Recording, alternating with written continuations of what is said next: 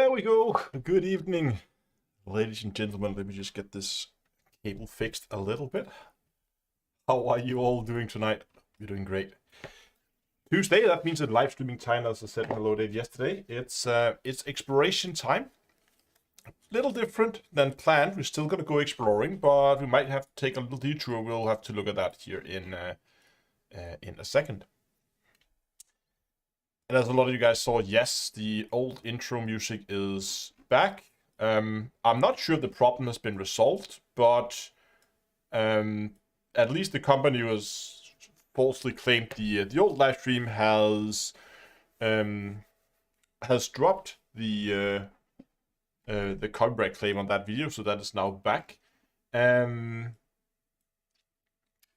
that mean they also removed their incorrectly set up content ID claim? I don't know. Guess we'll find out. If not, well, then I'll go back to the other one for next week, and I'll have to start the whole process over again until they manage to fix it. Interesting. Okay. Okay. I'm just looking at a route here. The game just was a little weird. Anyway, so the plan today is, as I said, we're going to go out exploring. I'm just going to show you where I am and give you a little update on everything. And we're also going to do the light goal and stuff. So last time we started out in Colonia, we began to make our way north, and we found a pretty funny system here. We spent some time in there. The plan is to make it out here to the Dea Awesomes. Dea Awesomes, I don't know how that's pronounced. It's out here. As you can see, we still have quite a bit of way to go. We have like 8,000 light years to go, so that's quite a bit of distance. But a German commander reached out to me today, and he said that he's experienced some really weird behavior with neutron stars, and more specifically, landable planets around neutron stars. And I thought, you know what? I'm out exploring. I have some distance to cover. Let's see if we can't find one of those planets, and if we can find one that that shows that weird behavior. Then we'll try to investigate and see if we can figure out what's going on. So let's start by setting up a light goal. What do you think today? 250? What did we do last week? We did 299 last week, right?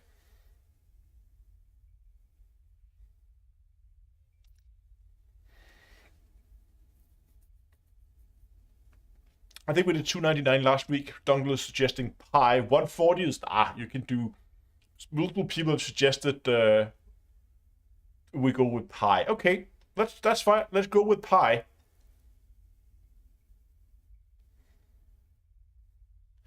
The behavior we're looking for, I'll show you. Let's try to go with pi today. And when we get there, we'll see. So what we're looking for is some very strange temperature fluctuations on the planet. But what I'll just do first is I'll plot a route, and I should have set it up so that it will take neutron stars as it goes. I guess we'll see.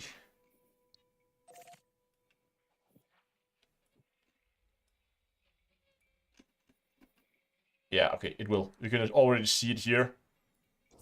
How we have a few jumps to do. Then we get to our first neutron jump. And every time we're gonna stop and we're gonna take a look at the stars as always. And every time we get to a neutron star, we're just gonna stop and we're just gonna stop and see if we can find any planets that are landable in the system. Okay, so again, light goal should be up and running now at 3:14. If you haven't liked me yet, please do that. It really helps a lot with that YouTube algorithm. And of course, when we reach the light goal, which we hopefully will, I will be setting up a discount code for you guys on the merch store, so you can get yourself some merchandise on the cheap. And as always, these codes last until the end of the live stream, as a thank you to you guys who are here, who are watching, and who's helping out. So that's the route we're gonna go with today. We have 77 jumps, which is actually not too bad. If we're a little bit lucky, we might actually make it. I'm not just gonna go full-on neutron jumping.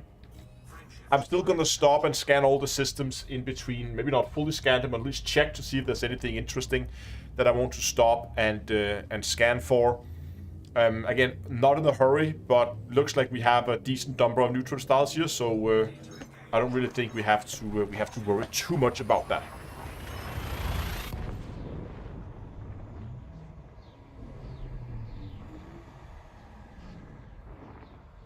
Yeah, the star filters is fixed if you apply it at the bottom of the list, at the way bottom of the star filter list. Yeah, let me just show you while we should scoop a little bit of fuel here. So when you're in here, in the star filters, you need to go down here and make sure it's applied. Actually not right now, but it doesn't matter since I have everything selected. But normally you would have to make sure you apply the filter to the route. Down there.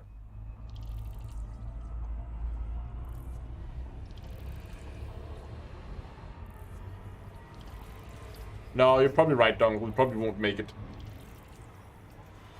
Oh, in the wrong mode. There we go.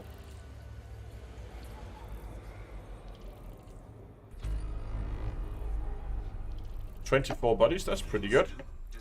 And again, for those who are not familiar with exploration, I'm just going to move my camera a little bit so you can see the thing here.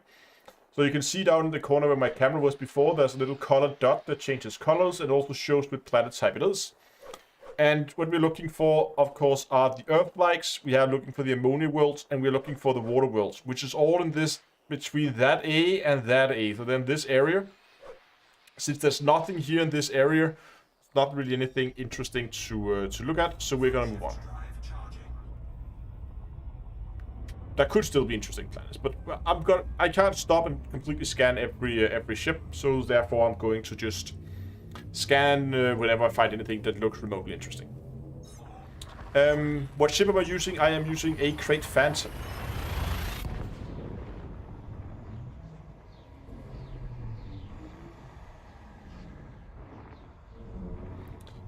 We're gonna do a live stream, a Star Citizen live stream. I'm hoping to get one in during the weekend. I have a bit of a special live stream on Friday that may be both Elite and Star Citizen, at least a little bit. But it's something very different. I'm not gonna spoil it just yet. But I will say that it does involve a challenge.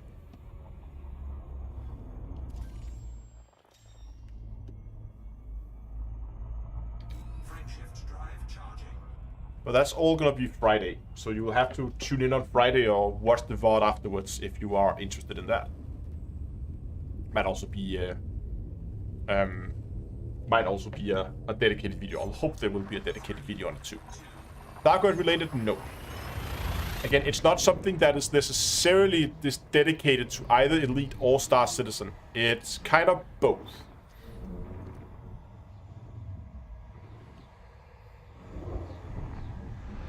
Is this Odyssey? Yeah, I am in Odyssey.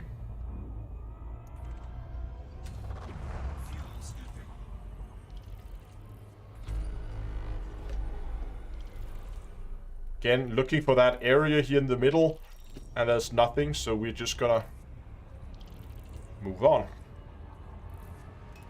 Put some pips over systems.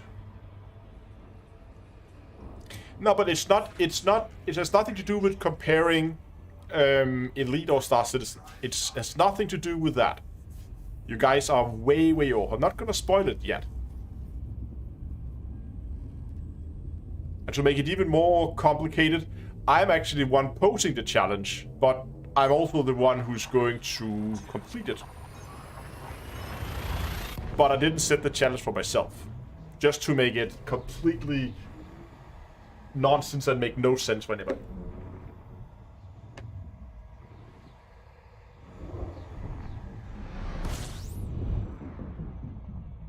Yeah, exactly, huh? Exactly. It will make a lot more sense on Friday, I think. One orbital body. System scan completed. Nothing here. It's an empty system.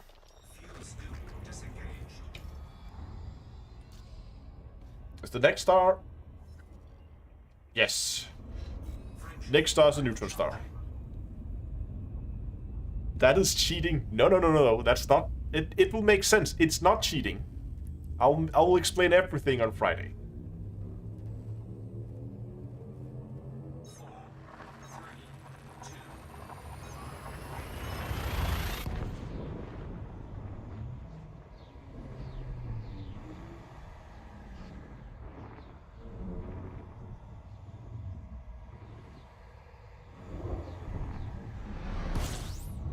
Oh, there we go.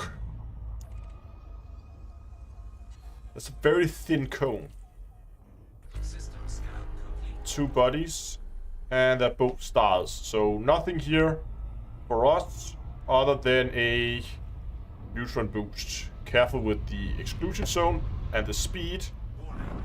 Drop it into the cone. And power on out of the cone again, and we're good to go for a casual 225 light years.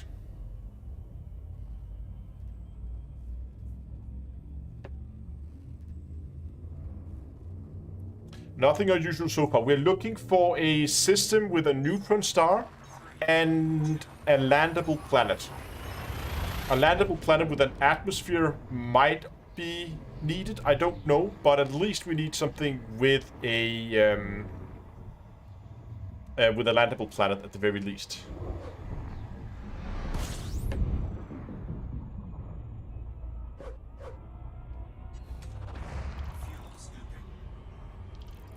Look at the stars. Look at all the stars. I love it up this part of the galaxy.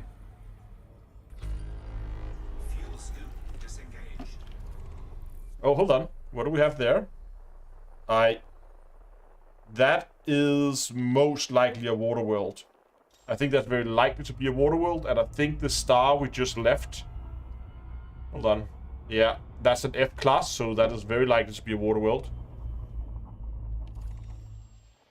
Let's check. See if we can find the orbital plane.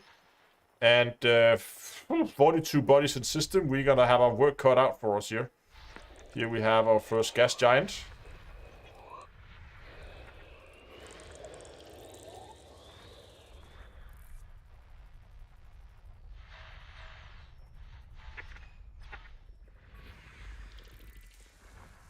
Little moon there.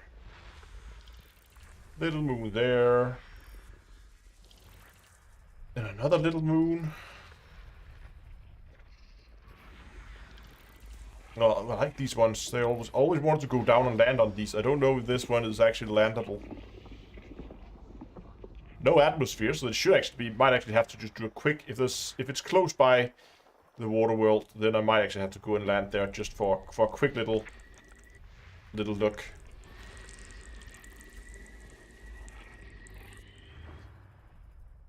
There should be something else there. Is that the other? That's another gas giant. And a number of moons in here in this area. There's two of them there. Probably orbiting each other. Yep. I saw another one up here.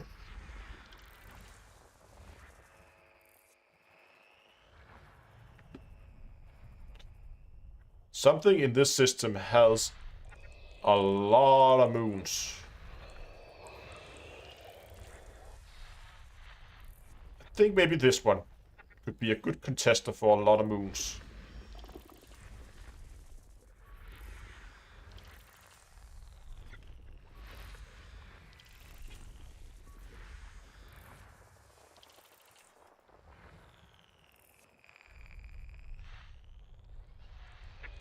What do we have here? Yet another gas giant.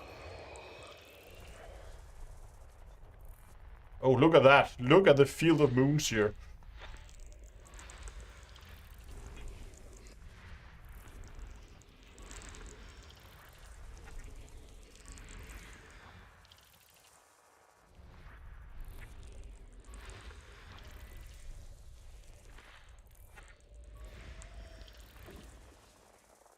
We have another one up there. Still haven't found that water world. So A, B, C, D, E, and F. And there's another gas giant.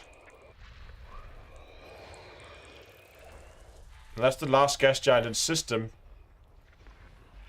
But we are only a little over halfway. Oh, okay. Hello.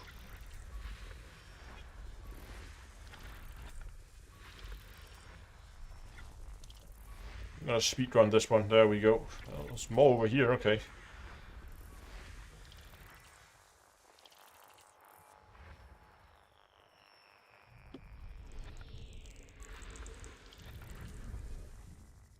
There's more around this one that we haven't discovered for some reason. Must have missed those on the first pass.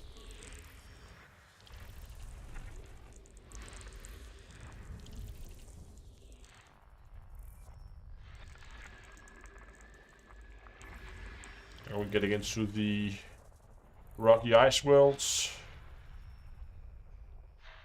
Wait, is that? What? So the water world is actually orbiting. That is odd. You don't see that every day. It's actually orbiting as a moon around the gas giant.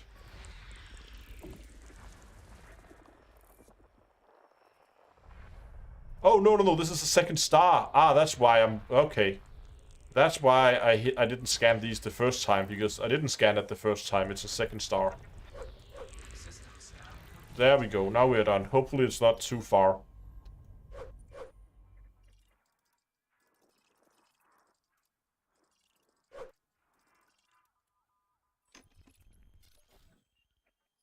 $44, that's doable. Let's see how much of this is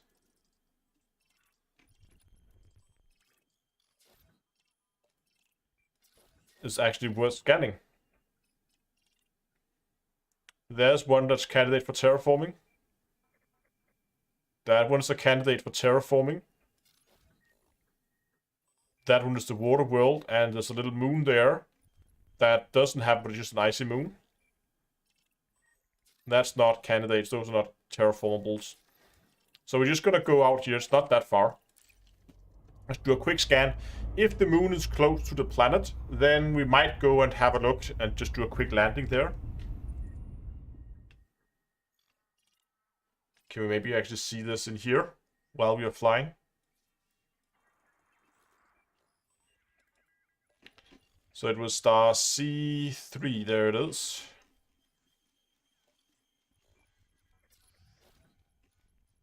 That is very difficult to judge, but looking at it from this distance, it doesn't look like it's close enough to give any, like, super spectacular sights.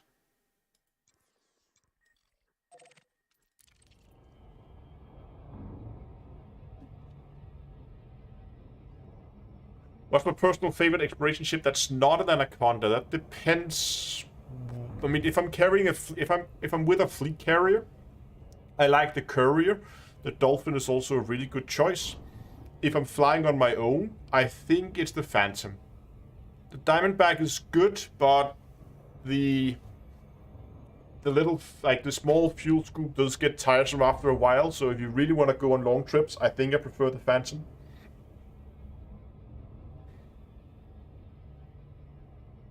I mean, DBX is a solid choice too. I really like the DBX. It's a good ship.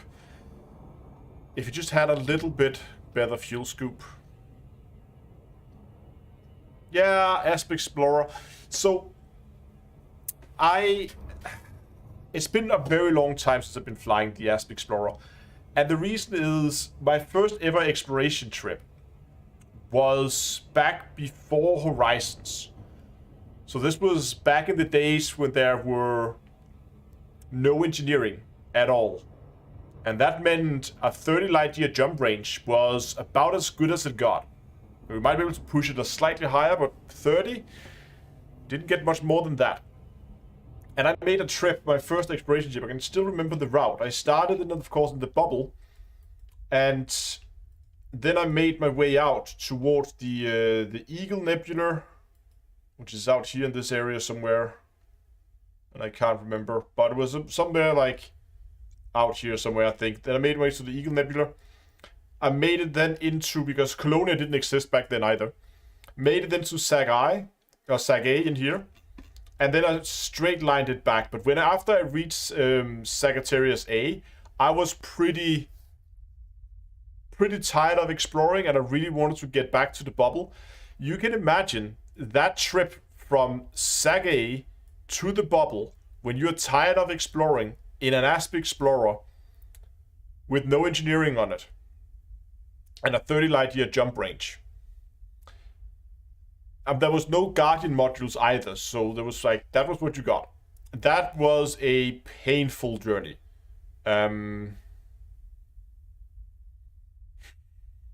Yeah, and after that, when I came home, I sold my exploration data and I sold the Asp Explorer, and I don't think I have ever sat in the cockpit of an Asp Explorer since. No cone boosting. I think there was cone boosting. I do believe that was a thing, yes. But back then I was still a very new player, and I'm not sure if I knew back then cone boosting was a thing.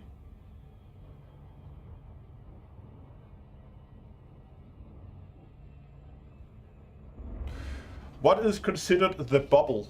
The bubble is considered, I think it's named after, if you look at it, like, you go back in here, it's basically habitable space. So if we go back into the bubble, the reason why it's considered the bubble, I always imagine it being because if we go and take a look at it in power play mode, we used to be able to at least.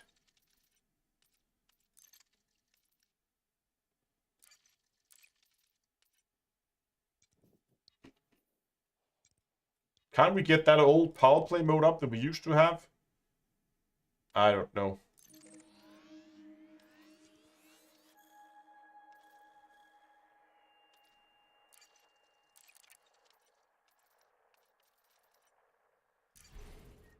There we go. That's the mode. Where you kind of have this bubble where that's the most of the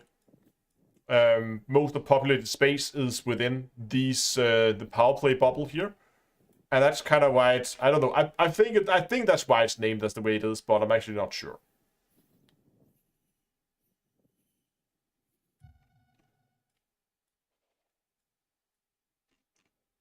But we don't care about power play mode today. And we're actually pretty close now.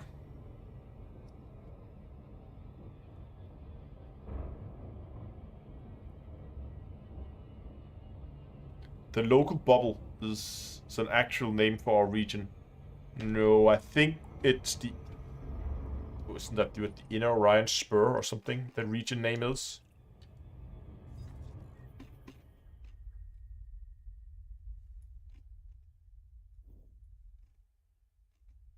Yeah. So the Inner Orion Spur. See that up here in the top.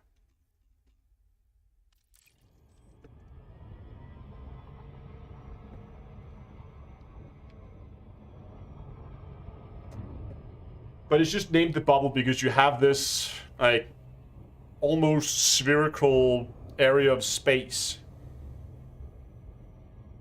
Real life terms, that means, maybe. I never heard anyone outside refer to it as a bubble. Local group, yes.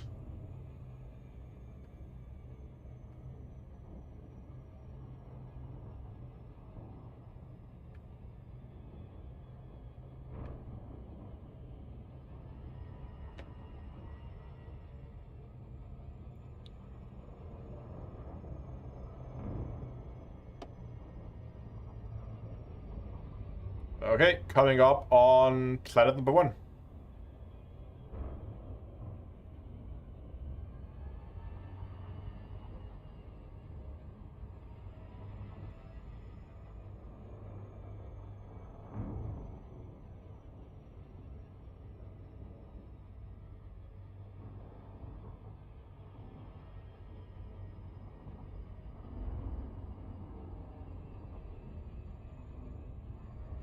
There it is. That's actually very pretty. Slow us down.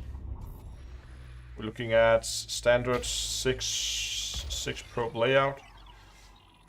Let's go and get those probes in place, like so.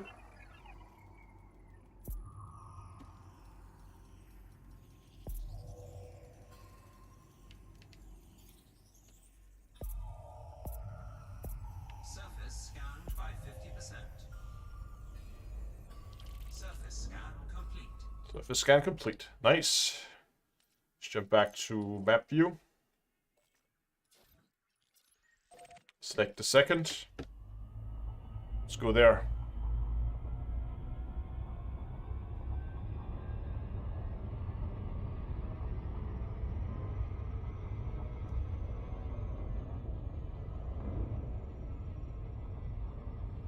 Yeah, the Bubble Nebula is a cool place. I've been out there a couple of times, and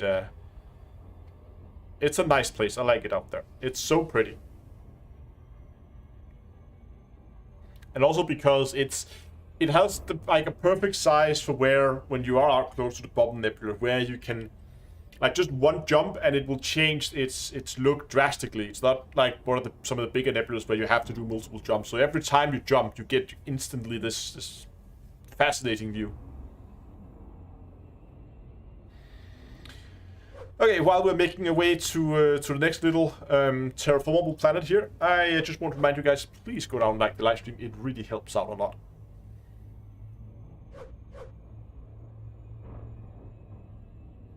If you haven't been out to the Bubble Nebula, I recommend a trip out there. It should be a pretty amazing sight. Oh, it is a pretty amazing sight. We actually did a trip out there recently, or Dungle did a trip out there recently with the community and flew a fleet carrier out with people so they could go out and have a look.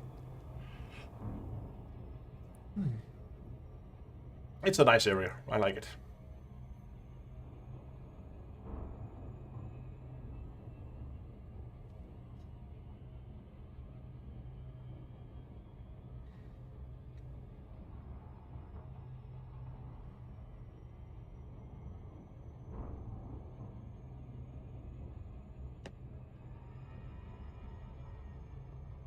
Carrier trips are always fun. They take a bit of planning to do, and you need to give people time to prepare and everything, but they are always fun.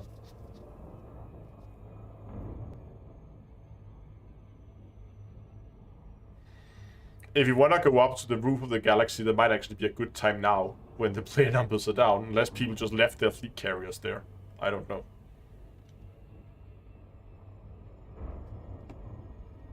Try not to dive in as deep this time so we don't have a big gravity well to dive out of when we're done.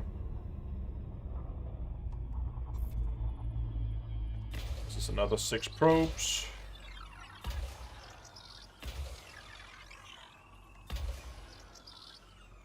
Come on, reload. There we go.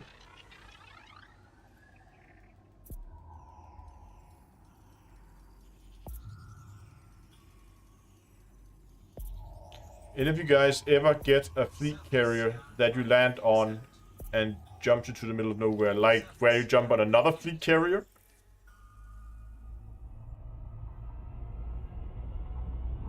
No, I don't have the detailed service scanner version 2, or whatever you want to call it. Why am I using exactly 6 probes? Because there's an efficiency target on each planet. I'll show you on the next one. And the 2 planets I've been scanning have had an efficiency target of 6 probes. So I'm spreading out 6 probes across the surface. To try and get that efficiency target. You can use less than 6, of course, if you have a good enough scanner. But, nah.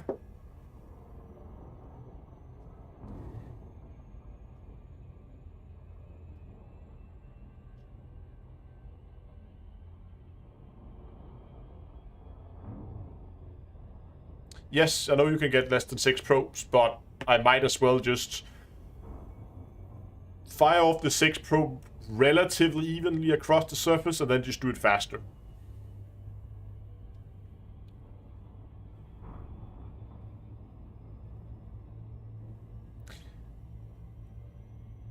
Yes, that's another good point, Dongle. This character has not seen the bubble in a couple of years.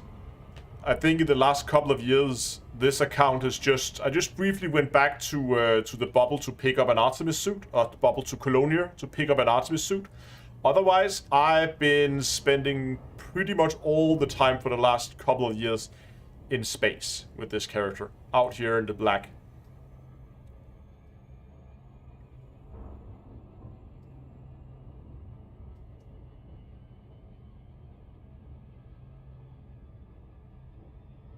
I heard sometimes you land on fleet carriers. Yeah, okay, you should never ever log out on a fleet carrier that you don't know. Like, if you log out on a stranger's fleet carrier, you might as well wake up on Beagle Point. You will never know. You can log out on a friend's fleet carrier if you think, if you trust them and they're not just gonna move you to the middle of nowhere, then sure, go ahead. But, oh, there we go. But random fleet carriers, never log out on them. You can dock there if you just need to sell or buy something, briefly, because they will announce if they're about to jump. But other than that, don't do it. Let's see. Yeah, so the moon is too far away to give any, like, spectacular shots.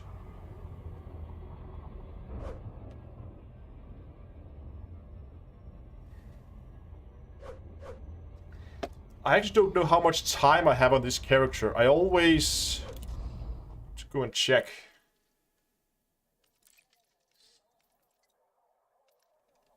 I have approximately 1 week and 6 hours on this character. And pretty much all of it is spent in space.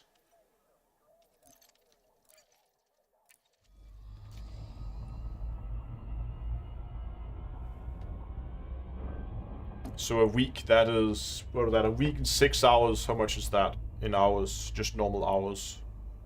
Check here. So that would be 7 times 24 plus 6, so that's around 174 by the end of the stream, about 175 hours. So it's not a terrible amount of time when it comes to an exploration alt. But it's still a decent amount of playtime, I think. So you can see now here in the right-hand corner, I have an efficiency target of 6 probes. And you can see here right now I have 0 impacted. When the first probe hits, I have 1 impact. It's a little bit difficult to read, but I hope you can read it. And that's why I'm... Oh, that was gonna miss, I hope. Otherwise, I might just mess this one up, and it doesn't matter.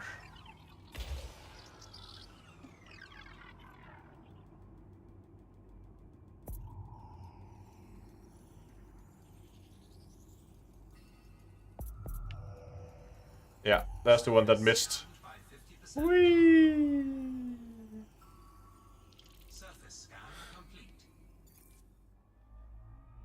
How do we make an alt? You buy a second copy of the game. Or third, or fourth, depending on how many alts you need. Okay, nothing here other than that. So I'm just gonna move on our journey. And I'm just gonna quickly see how far do we have to the next neutron star. Looks like just 2 jumps and we are at the next neutron star, and then a couple more jumps and we have another one. So I hope we're gonna find ourselves some landable planets this time. What do you gain with efficiency mapping? Credits? Yeah, you just get more credits, and thereby also more exploration experience. No biomes on the planet? No, it's not landable. So if it's not landable, it doesn't have biomes. System scan complete. 2 bodies, system scan complete. That means it's 2 stars, so we can just Disengage. should probably check our fuel. There was only 1 neutron star, so it's okay. Frameshift drive charging. Oh, on the moon. I didn't check the moon. It was landable, but that probably would have had biomes. I didn't check if it actually had anything worth going for, but yeah, doesn't matter. If there were, I'm more interested in pretty sites than necessarily going down and scanning plants. That's a little bit more active one. This one.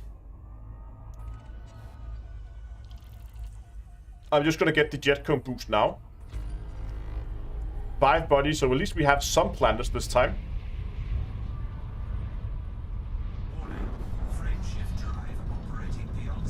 The thing is, since this character is pretty much spending all this time in space, I'm not too worried about credits, because you don't need credits out here, there's nothing to buy. I might sometimes want to dock up and maybe do a little bit of repair, but yeah, that's so rare, so... Okay, so they are pretty much all just rocky bodies, but that should be okay. They can still maybe have an atmosphere, like that one, but that's not landable. That's too dense of an atmosphere. No atmosphere on that one. This one has geological, so this one is landable at least. There might be a candidate here on planet 2. This system is weird.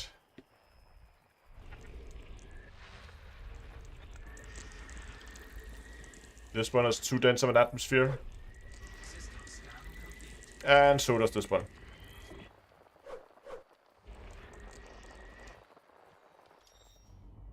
But I think we might have one landable. Yeah. That one there. So we're gonna look at the temperature ranges here. 4,440 up to 800. So this one can span more than 400 Kelvin. Is there anything special? Not really. It looks pretty. I like the color scheme on this one. That one massive crater that all the moons have.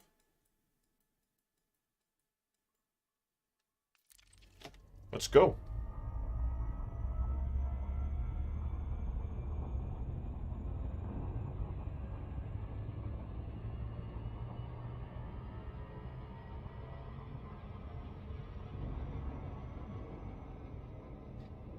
Selling exploration data to carriers. Do I recommend it?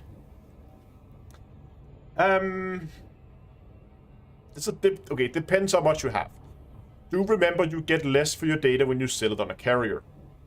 However, if you are afraid that you're gonna lose your ship, if you're gonna go and do stupid things, then definitely sell it.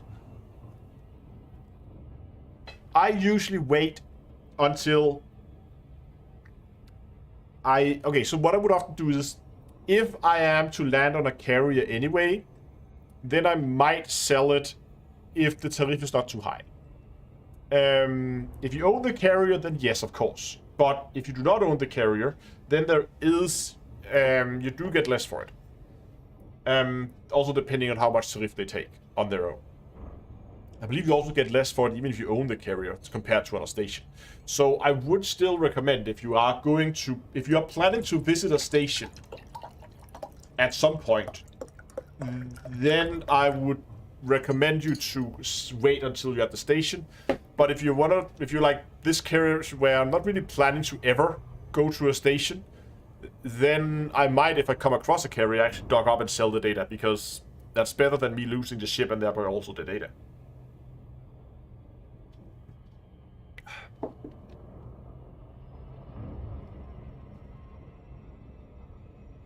What's my personal opinion on Odyssey at the moment? Tea? No.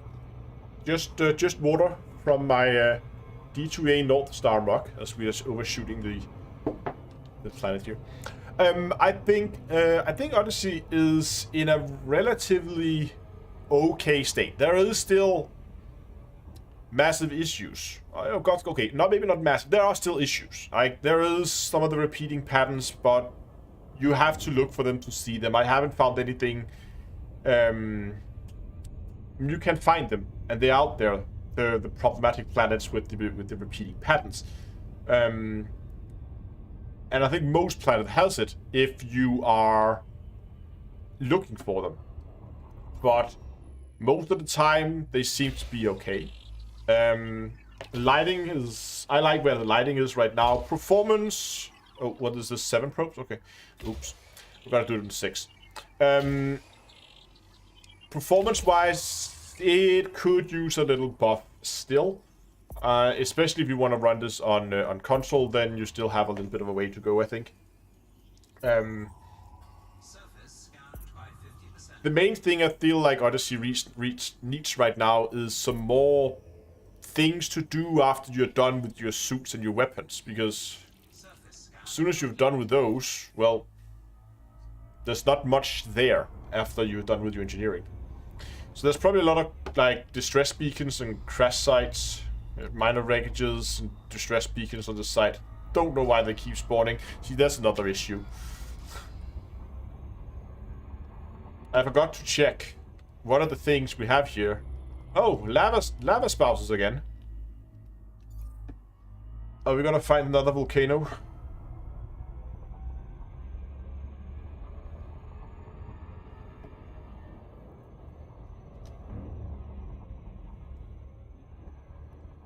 I'm just gonna see if I can spot a good area to put this thing down.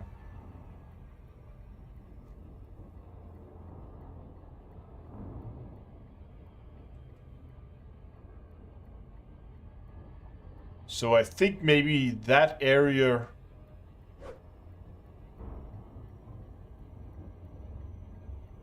Orbital flight engaged. here could be interesting. I don't know.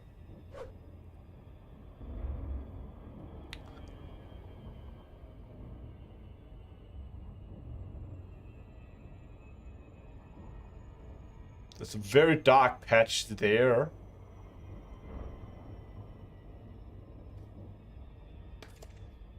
That's inside a crater.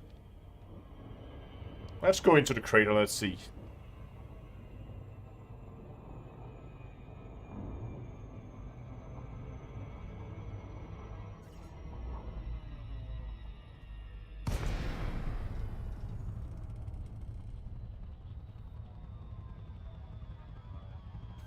I don't know if there's anything here. We'll see, I guess.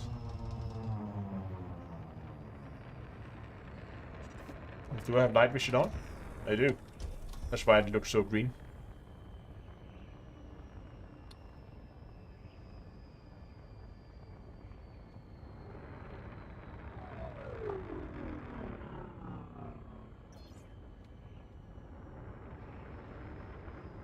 I think maybe these patches here may have something.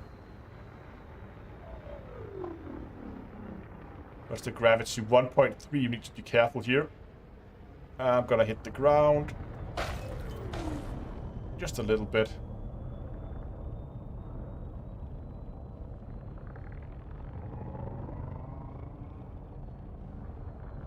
This may not be the right place for lava things, but...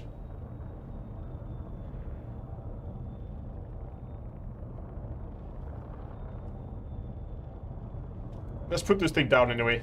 Let's go out and take a look. Landing gear deployed. Okay, so what we're looking for here when we go out is should be fluctuating temperatures. So you can see the temperatures on the top of my screen here in a second as the environment loads. Unsafe temperatures. Analyzing environment.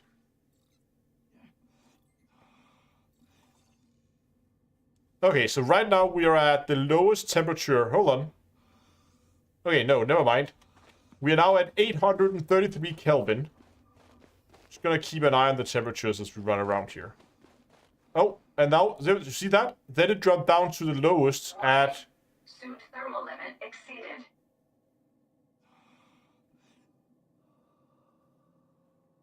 You see that? I don't know how well it shows up in the live stream. I know these small texts can be difficult to read, but you can see the color of the temperatures. So we had... oh, right. That's pretty much just fluctuating between...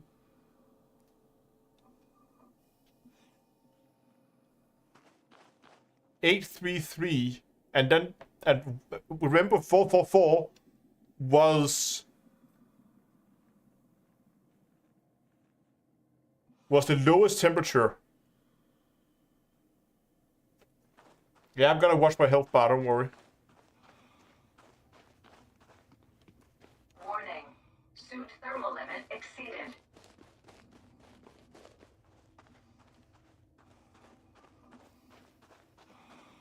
So what happens if I go into the shadow here? Warning. Extremely high temperature detected. So now we're down to 771. But does it still fluctuate?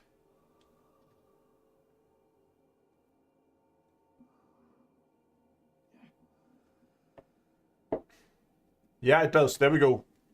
444.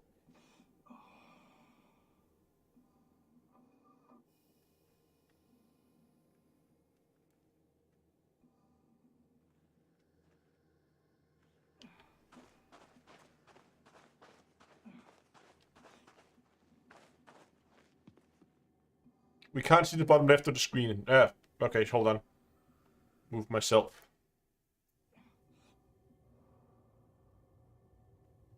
Warning. Extremely high temperature detected.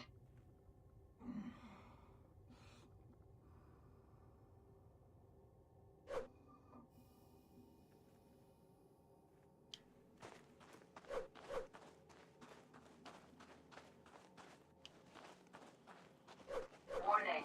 Suit thermal limit exceeded.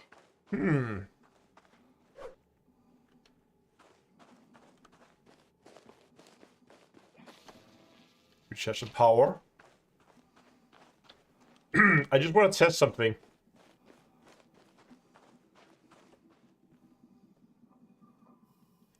Gotta get a stopwatch here. And let me get rid of all this. Too much stuff is open here. And I just want to try to measure the timing between it goes down. Warning. Extremely high temperature detected. So if I go to here and I find a stopwatch, and next time when it goes from yellow to red, I'm gonna start it.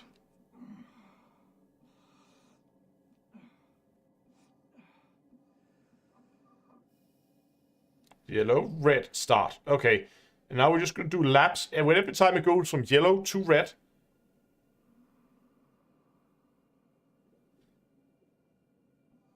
I'm going to do a lap. There's one lap. 12 seconds.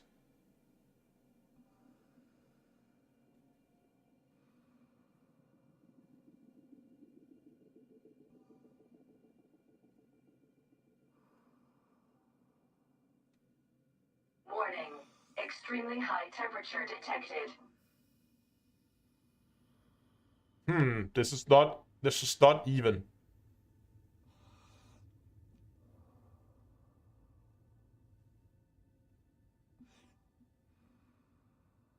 Oh, I should double lap that one. So we had one time when it was around 12 seconds, then it was around 13 seconds, then we had one at 3 seconds. And then we had another 14 seconds.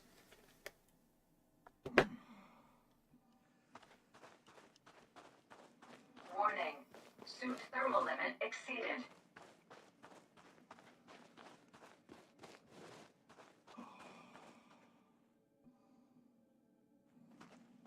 Thermal convection in planetary atmosphere, but Warning. this planet does not have an atmosphere. Detected.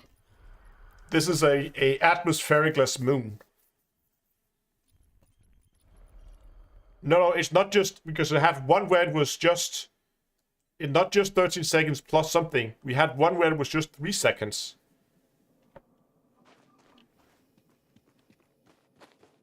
But it seems to hover around. See, now it's hot out here.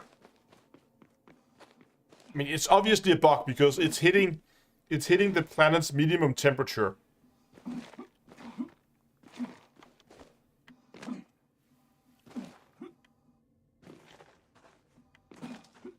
Warning. Suit thermal limit exceeded. You see, I was considering if the planet was getting hit by the cone, But I don't think that's the case.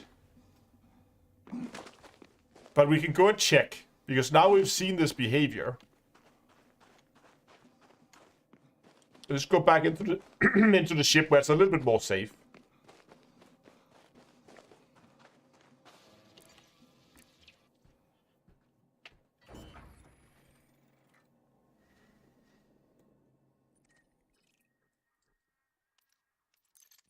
Can we actually see the jet cones on the neutron star here? We zoom in far enough? No, we can't. We actually have to go back up and check the jet cones and if they are hitting. I just wanted to take a moment to take a look at this system here. It's a complete mess.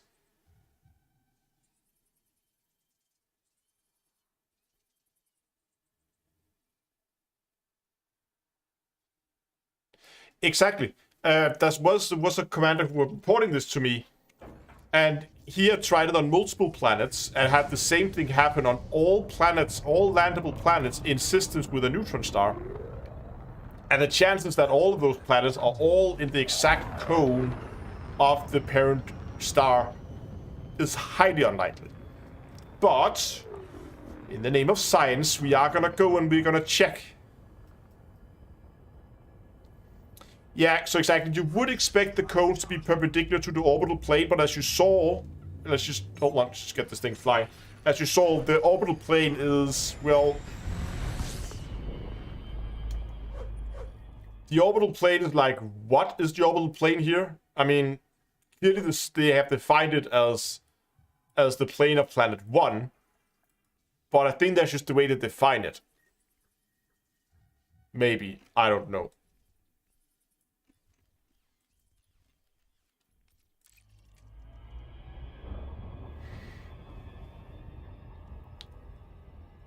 Maybe they define it based on the jet cones. I don't know. That would make more sense at least.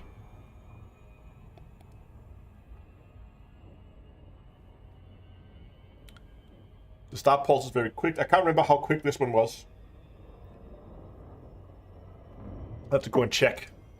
We're gonna fly back to that one. And we're gonna check the cone direction. And also the rotation speed of the cones. If they kind of match those 12-ish seconds, then maybe it has something to do with the cone. What we could do is we could try to find... I mean, we have more neutron stars coming up in the future. You can see we have one coming up here. There's one coming up here. Here's one. So we do have a number of neutron stars coming up on our route at pretty even intervals.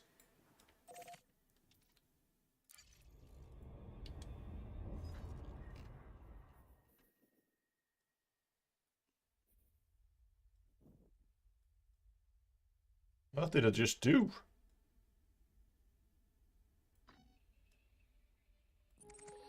Oh, well, it's plotting route now.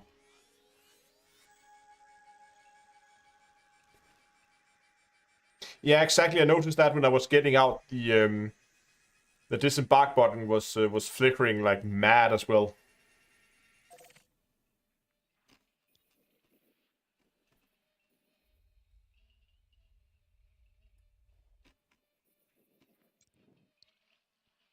Oh, hold on. This one just managed a lot. Look at that. It just managed to do a lot more neutron cones. We're down to 54 jumps now. That's a lot better route this time. Well done. We're still stuck in this gravity well here. Not really, but...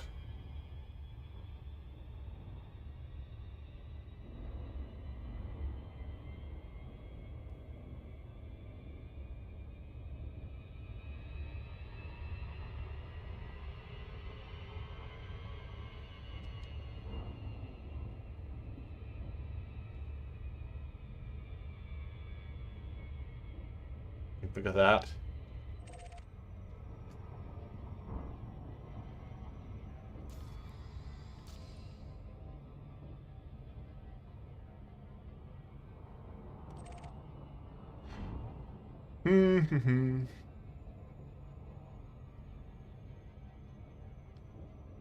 But 12 seconds is a very, very slow rotation speed. But look at that. You can see... I'm gonna fly a bit here to the side. You can see the stars being warped.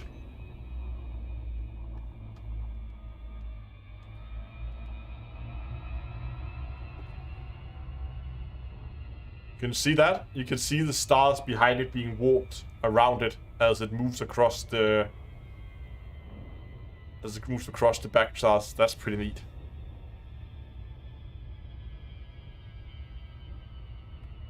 Black holes does that too, but it's just... You don't always notice that when you're dealing with neutron stars.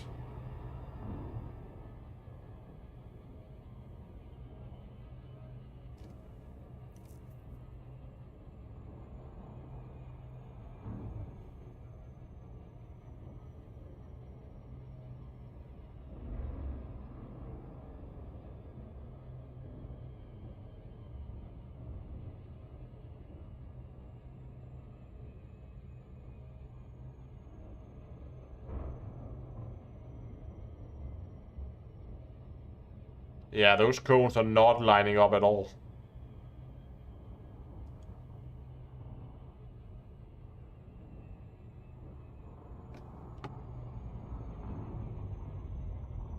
So let's try to stop it here. And then we're gonna target that planet.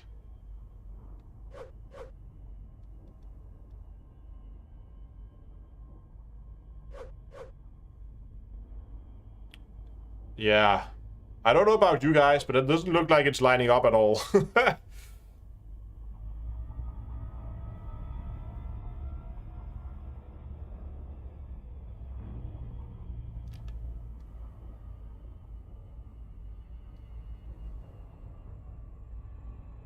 Just gonna try to orbit this until we have it. See, that does not line up at all. And that rotation time does not even look close to 12 seconds.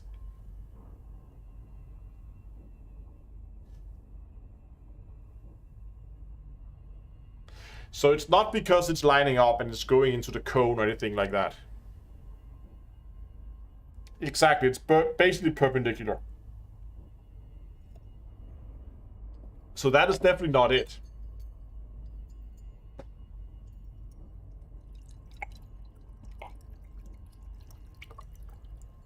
So bug? Question mark?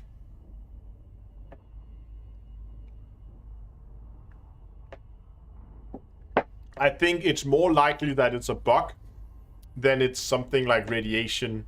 I just don't get it. How do they... And why is it happening in neutron systems only? It just doesn't make sense. How does that bug make its way in there? I don't get it. What is it that they're checking? That something is... They're checking something that goes wrong with neutron stars sometimes, since it drops down to minimum temperature. Because remember, it was going down to 444. And if we looked at that planet we were just on... Come on, there we go. You can see the temperatures here. The minimum temperature on the surface is 444 Kelvin. Which was what it was constantly dropping itself down to. So that's interesting.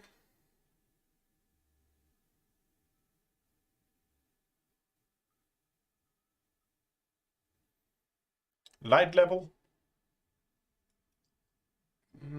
That far out? 3,500 light seconds? Not sure.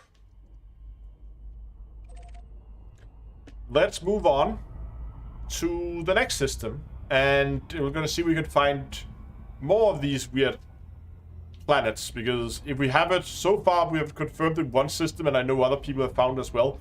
If I can just find it in system after system, then we know it's consistent. And if it's consistent, well, at least then it's easy for Frontier to replicate. It's almost the hardest box to solve, like the ones that only happens sometimes. And you can't figure out what is actually causing them to be triggered.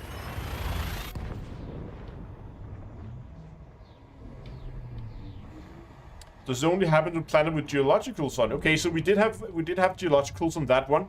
We'll try to see if we can find some without geologicals. And this one, so this one... Hold on.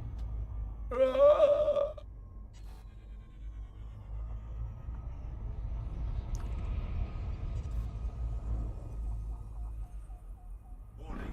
Frame shift drive Oh, operating. 9 bodies in the system. That sounds promising. Frame shift drive supercharged. Frame shift drive supercharge. Just gonna get some distance from the star. Okay. So what we have now, right now, is what parameters do we have? We have. Gonna get my little post notes here, and we're gonna move myself back down in that corner there. So we have parameters. Stop the ship. Parameters being.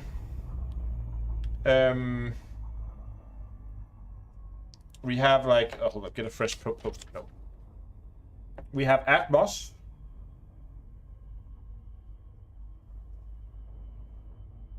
With yes or no, that is one option. And then we have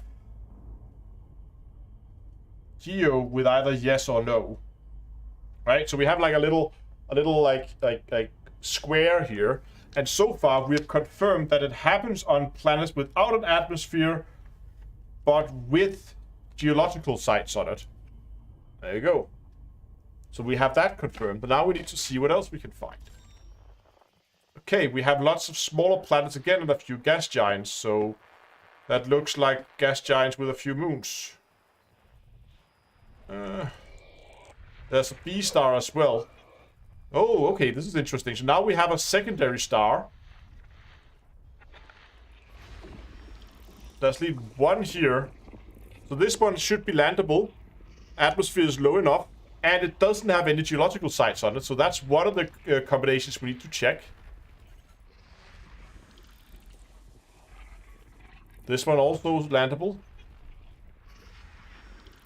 This one is landable. I think.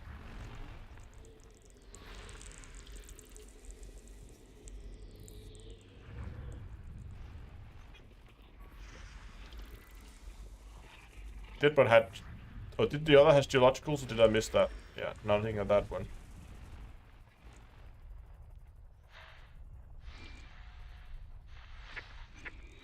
Oh, where is it? There it is. Beautiful gas giant. Planet 13. Jesus, okay.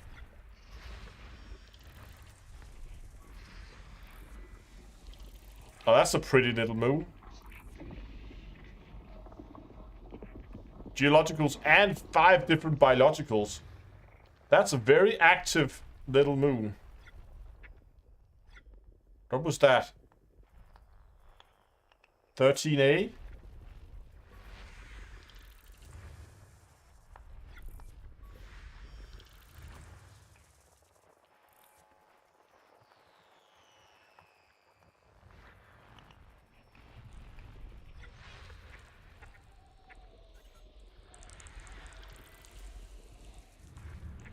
I'm just gonna finish scanning this place, and then we're gonna look at the system map afterwards, see what we can find.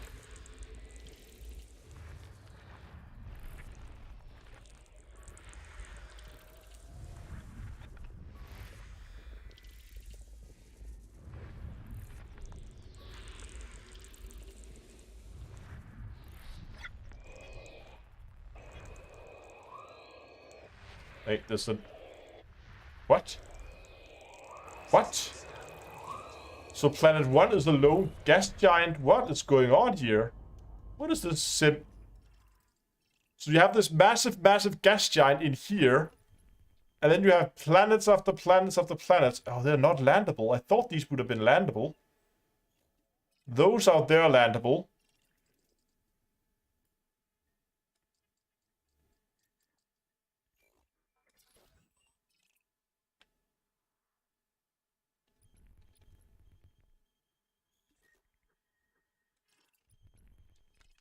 What is this weird place?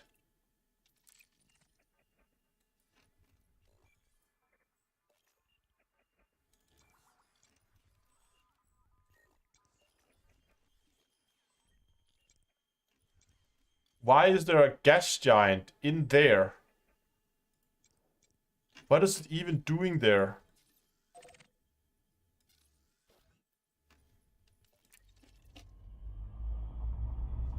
Well, we have like 300,000 light seconds to cover, so we better get moving while we look at this.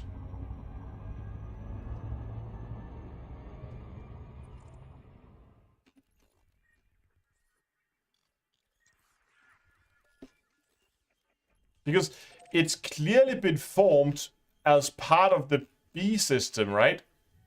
The B system probably just got too close to a neutron star. Now they're caught in orbit.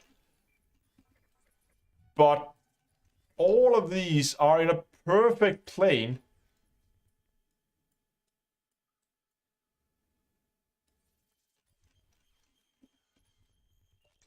How hot is it? Yeah, that could be a very hot planet, couldn't it?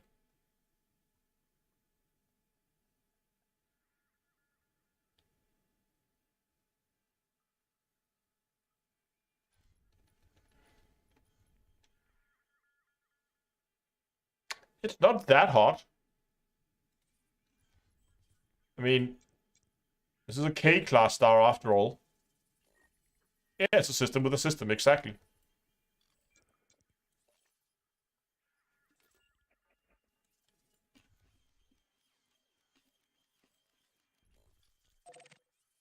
I wonder how close that actually is to the star. Oh, did it have rings? I think it did. Oh, it did. You know what? I might actually have to go and take a little look at that, because even though we are very far away from the neutron star, it could actually be an interesting system to look at.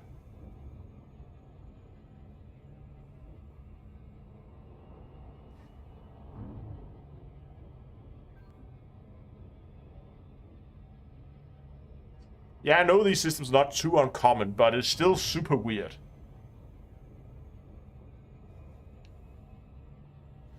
Yeah, exactly. This is also interesting, as FTM posted over on Twitch, saying that we have another variable here. We also have that it's a system with a neutron star, but they're not actually orbiting the neutron star.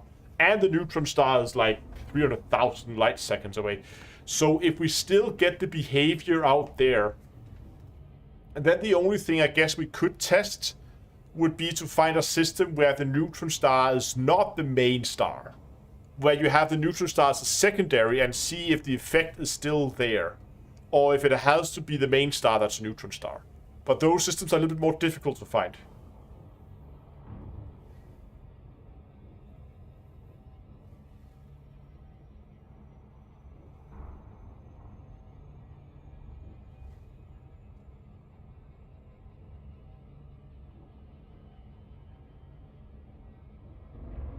Once discovered a gas giant with a 10-hour orbit around this star. Was almost touching. That's nice. You didn't write down the name by any chance, but it would actually be fun to go and visit that.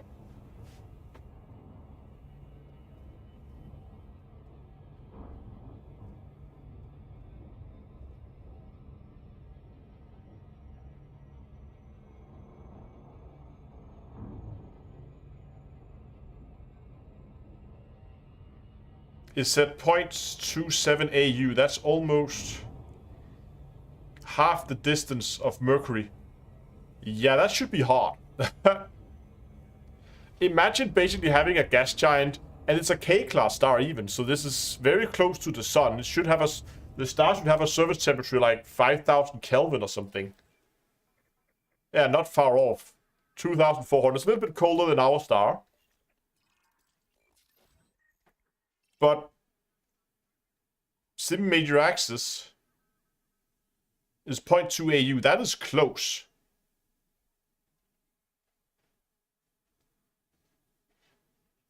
Very close. Okay, that's gonna be fun. Hey Malik, thanks for the raid.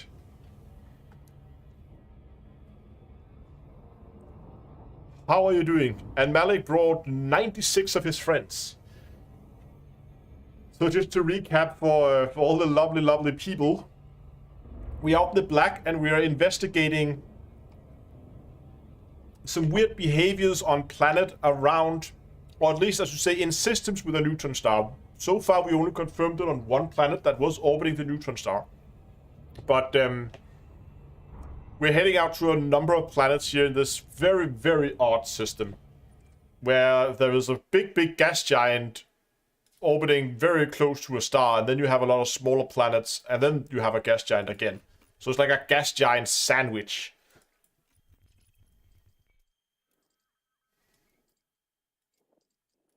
Gas giant sandwich. And what should market that?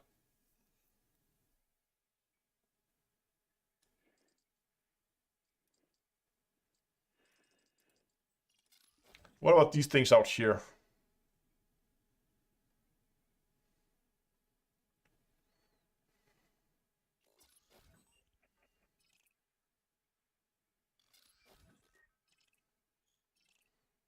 Silica vapor geysers.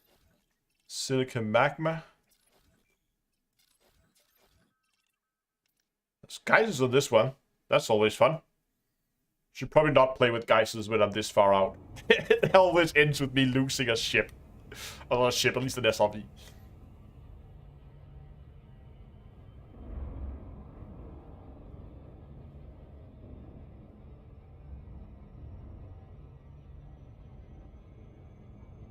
Yeah, I don't high beyond, don't, I guess, I mean, when we have magma on the surface, it's also way hotter than the surface of the planet. So I guess maybe, I mean, if you have a very dense hot core, it could happen.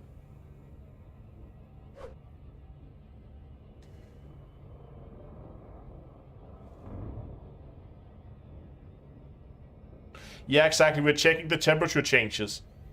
And we're trying to see how consistent it is. If it's on... Does it just have to be any planet in a system with a neutron star? Or is there anything... Is there any... Basically, we're looking for a situation where it does not happen. And then we're trying to figure out why it does not happen in those situations.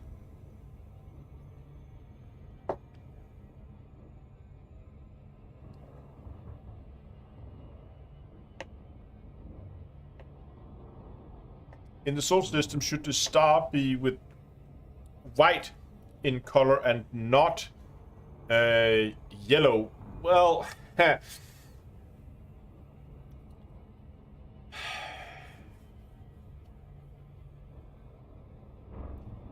it's...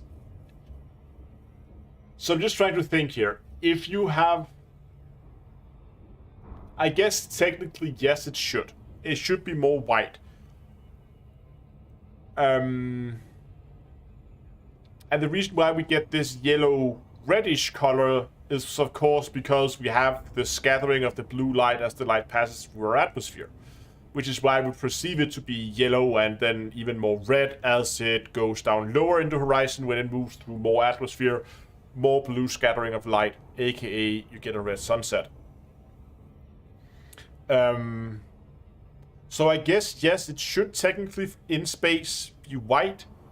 And then the hotter star should be more blue and the colder star should be more yellow and then eventually red.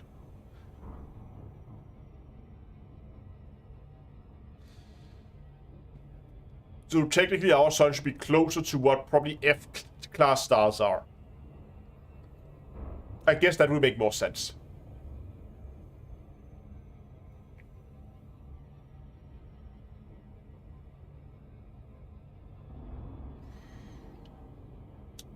Are white dwarfs affected as well as neutron stars only? We haven't come across a white dwarf yet.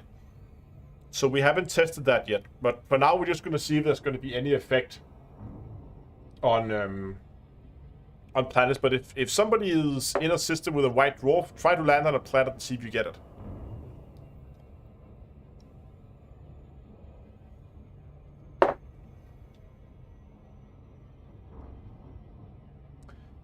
I forgot how much 350,000 light seconds is.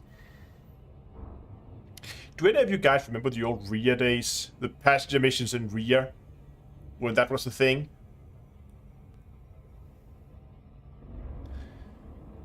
What was that? Was it 840 light seconds or something like that?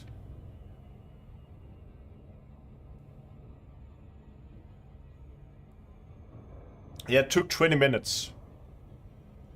Pretty much on the clock, 20 minutes.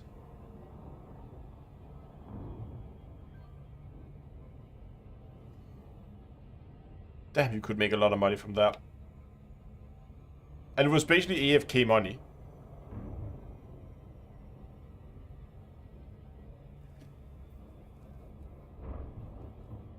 Compared to hot and orbital, it's nothing. True.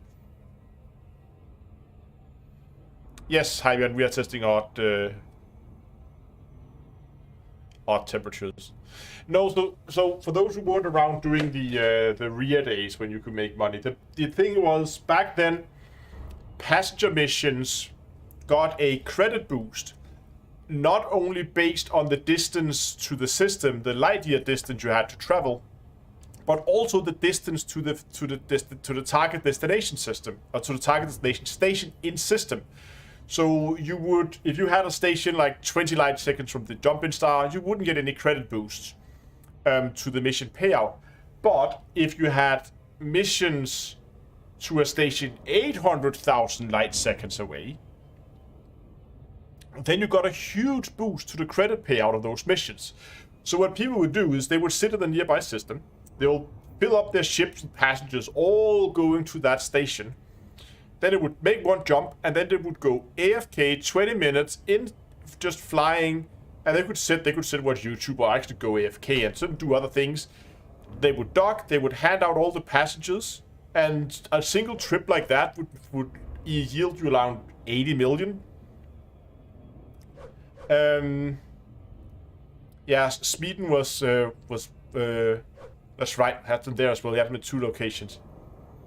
And you had them in, and then you undock, you just jump back to the system. You don't have to fly the 20 minutes back, of course. So just jump back to the original system, fill up again, and do it all over again. With the jumping back and filling up missions and all that stuff, I think, if I recall correctly, you could do that trip in about half an hour. So like 10 minutes to the, in and out on missions and that kind of stuff. I can't remember if it was half an hour or if it was 45 minutes or something like that. But basically, you would have like 10 minutes of gameplay where you just filled up with passengers, 20 minutes AFK, and then rinse and repeat. I think it was something like, I can't remember the exact numbers, but yeah.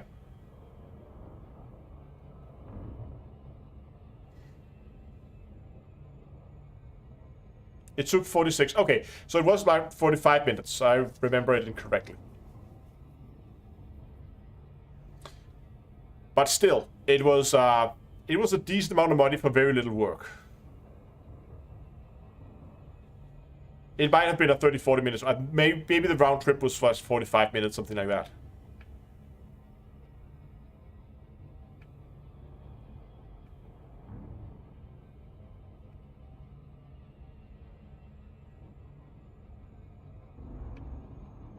But of course, as all the other moneymakers through time, they got nerfed to the ground.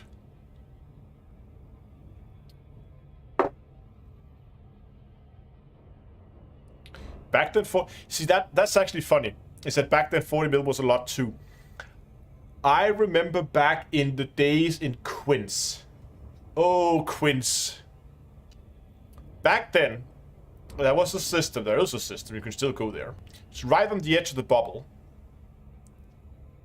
called Quince. And out there you could pick up, first it was passenger missions, in-system passenger missions, and then it was surface scan missions where you would have to go to a planet in the same system, scan a beacon, and then fly back, and you would make a lot of money. You could make around 80 million per hour doing that. If you were really effective, if you had, like, if you really were lucky with your mission spawns, and you had, and you like self-destructed on the planet to get back faster and all that, you could make around 80 million per hour. Back then, people were outraged and said nobody should be able to make 80 million per hour. That is completely broken. And then we look today. If you make 80 million per hour today while farming money, people will be like, yeah, okay. I mean, if you begin to push over 150, then okay, that's pretty good nowadays. But I mean, we've had money. I mean, it shifted a lot of what people are considering to be an expected amount of money. Yeah, I know we're getting close. I'm also slowing down a little bit.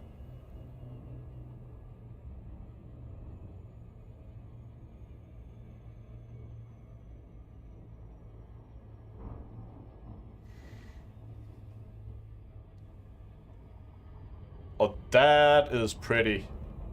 Hold on a second here.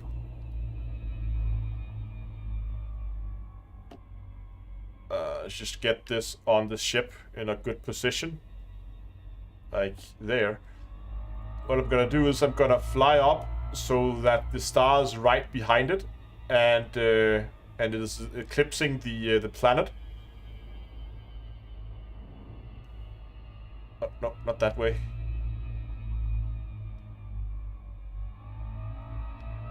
Like that. And then we're gonna fly straight towards it, keeping the star behind it.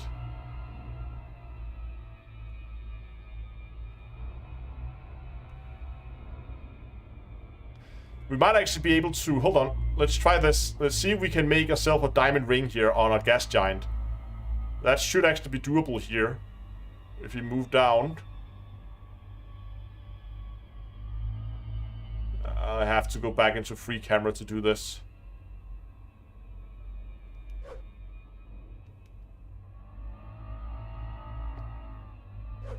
I'm moving down, so it's going to be an upside down. Ah. Didn't quite get it as I wanted to. It's a little bit more difficult without a proper atmosphere.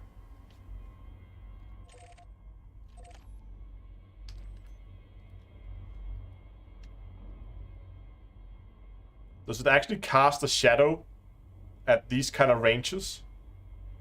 I actually never tested that.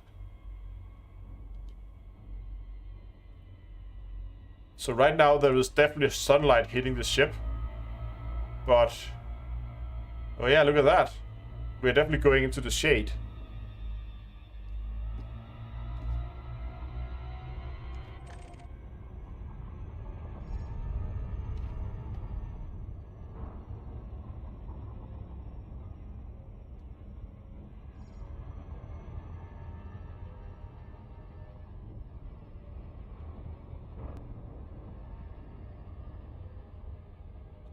Just gonna see where we're gonna drop down. We're gonna need a little bit more gas giant, I think.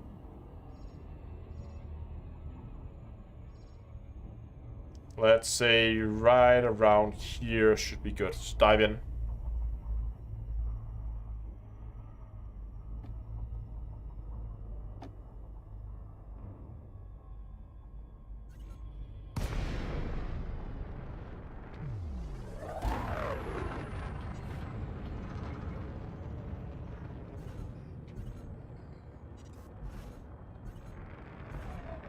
I forgot how slow this thing boosts. I just want to go into the rings and have a closer look.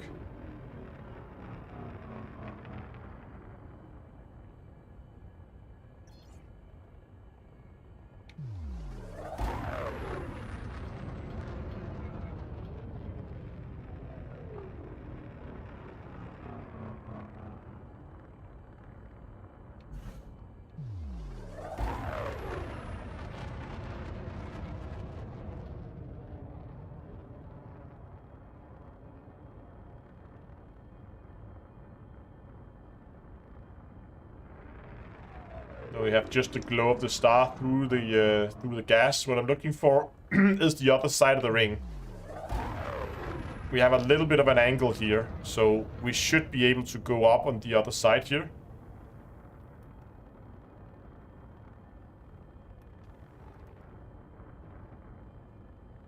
Yeah, like that.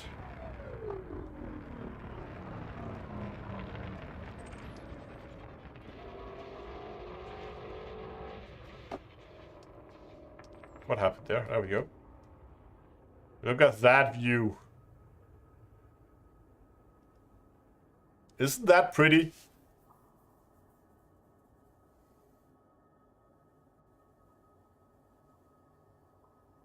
It almost looks like a desert in space. Yeah, kind of. I can see it.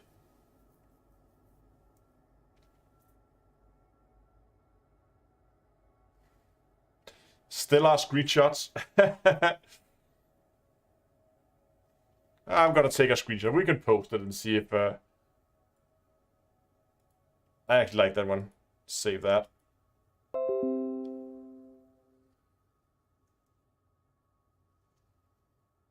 I also just like how you have the ring at the bottom. You have all the the densely packed star field. You have the star. I think there's so much going on in this picture. Only thing we need was a nebula, or it wouldn't happen to be. There's a little bit of a galactic core over there. There's a nebula, but that is in the wrong direction, so we can't get that and the star. There's a little bit of galactic plane up there. And there's Andromeda. But again, not really in view. Exactly. I mean, it's because of stuff like this. This is why I explore. It's not to make money. It's not to... It's for the sights. It's because the Elite is still a wonderful, pretty game. And you can find places like this. And it's awesome. Come on. Hear that mass lock. We have a gas giant gravity well to clear as well. Frameshift drive charging.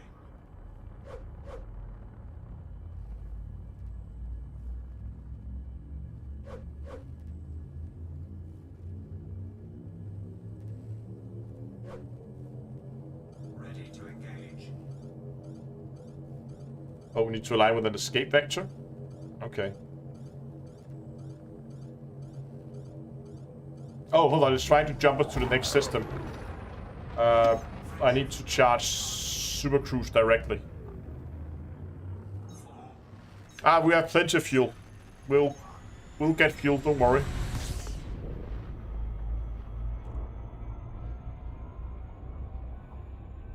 Okay, we have Jota here. He is on a moon with geologicals in a white dwarf systems.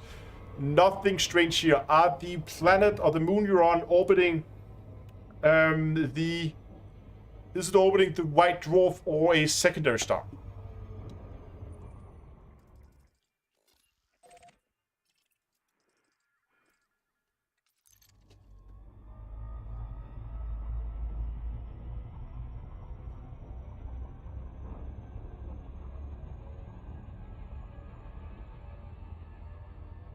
Because I'm also gonna have to check. I think there was some landable moons out there. Yeah, there's plenty of landable moons here. There's even that one that I actually had my eyes on to go and look at, because it looks like there's actually green areas here. And there's polar caps, at least on one side. This one looks... I have to go and watch that planet.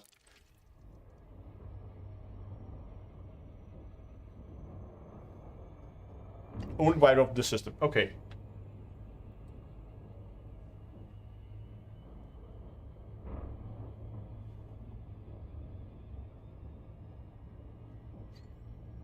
Interesting.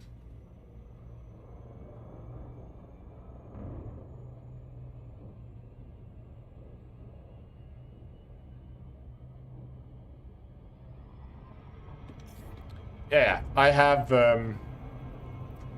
plenty of fuel. We're not gonna run out of fuel anytime soon.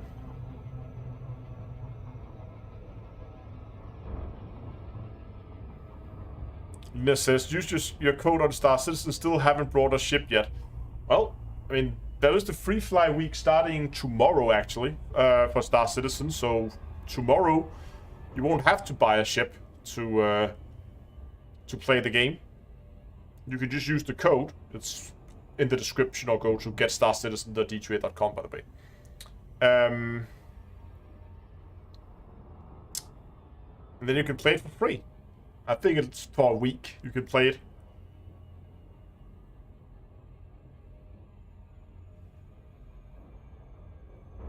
So again, for those who haven't, it's a good time to pick it up. And if you use the code, you get double the starting credits, and if you end up actually deciding to buy the game, then I get some points towards some extra ships, which is cool. Okay, 2 probes. Tiny little... I guess this is an actual planet. Surface scanned by 50%. Oh, that was perfect. Surface scan complete. There's another distress beacon. Hold on. No biomes? Okay, no biomes on this one. Okay, so here we have one with nothing on it. Other than, obviously, the distress beacon. But, and no atmosphere either, right? No atmosphere, no nothing. Just Orbital flight engaged. just a moon. So let's see what we have here. And just put it down someplace that's not the Rocky Mountains there.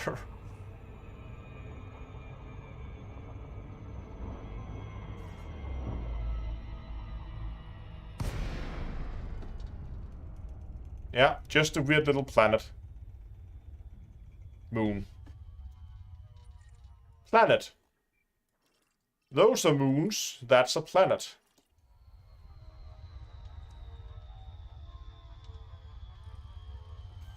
Maybe it would be a Plutoid because of its small size. I don't know. I haven't checked.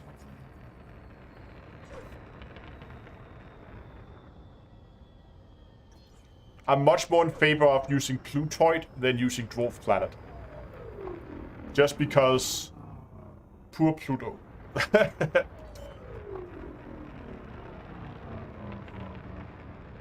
gear deployed. What was the temperature ranges here again? Okay, again, we're like 150-ish degrees in range. Let's plop this thing down on the surface someplace nice, perhaps? Yes, there we go.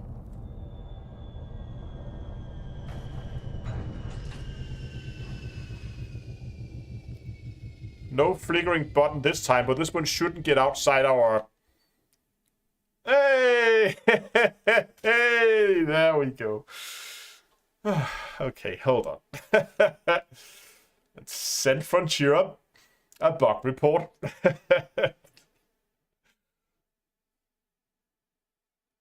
God damn it. Lena, thanks a lot for the $5 super chat. That's awesome. Star Citizen time. No. Gotta jump back in again. Oh, where did the rest of the banner go? Over there it is. Took a while. Thanks a lot for the super chat. That's awesome.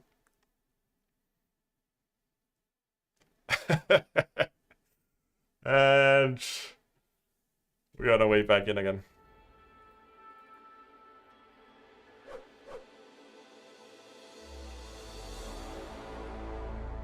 Bug report should mention I said Plutoid.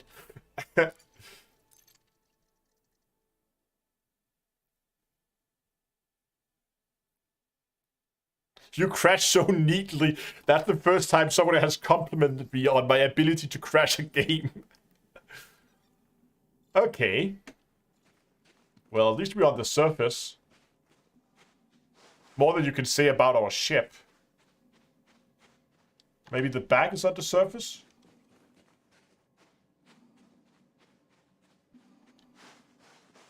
Kind of. Close enough, I guess. Okay, 300 Kelvin. Right now.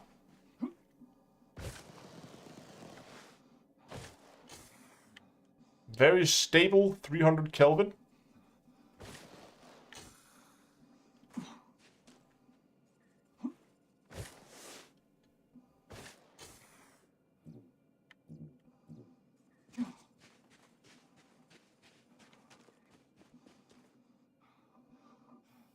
So I don't see any changes here. It seems very stable at 300 Kelvin.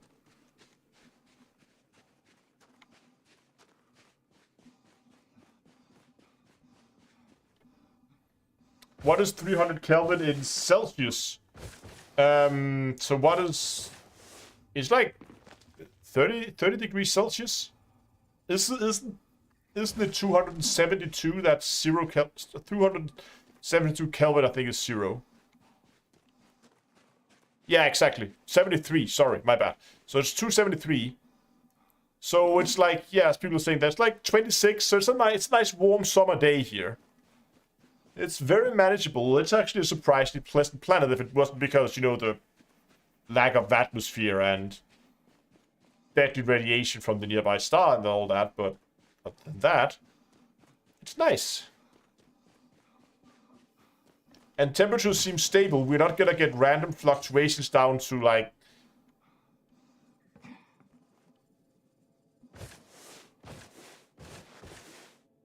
And no with no humidity that, yeah.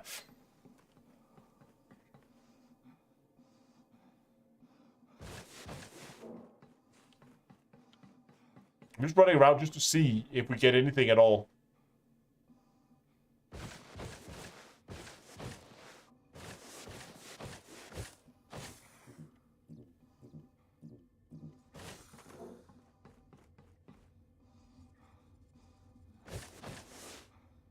Atlantis in real life says, I think I'll watch this on my laptop and play on my desktop. I've been needing an excuse to play. Awesome. Thanks a lot for the super chat. Yeah, exactly. Kelvin and Celsius are the same scale. They're just offset by 273 degrees. What's the shade temperature under the ship?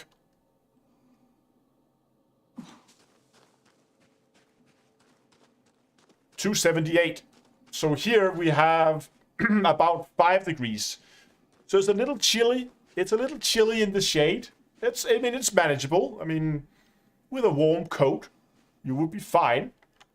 You would still need a actual spacesuit to breathe. And probably also something to give you a little bit of pressure, as a zero pressure environment is probably not the best for a human.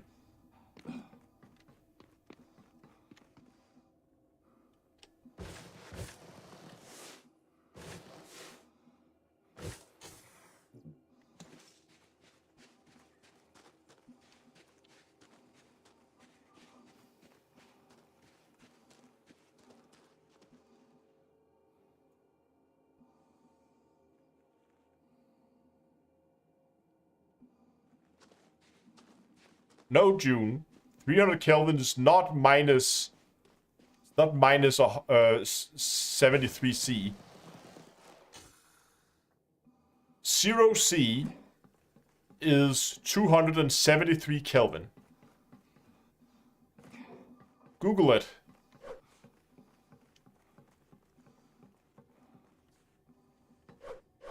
Hello, Barry.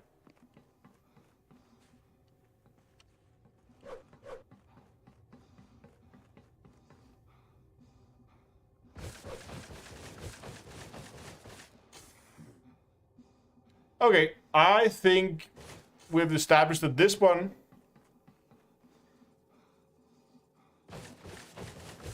is a very stable temperature. Nothing's going on here. There's nothing on this moon anywhere. Planet, sorry. So let's jump back at the ship and let's move on to the next planet and see if it's the same on all of these. I'm beginning to think that you have to be actually orbiting. You have to be on a body that's orbiting around the planet, or be a moon orbiting around a planet that's orbiting. You have to be in that system, if that makes sense. 80 Fahrenheit for the US folks. Thank you.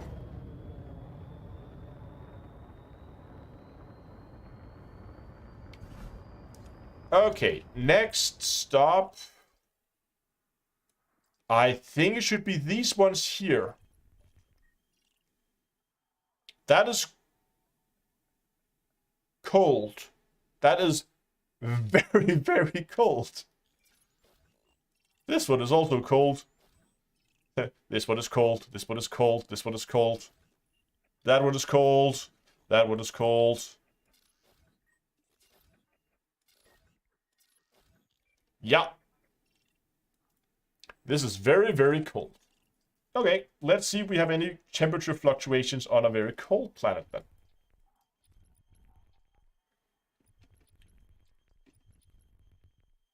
I guess we don't have necessarily to go both of them. Let's go to this one.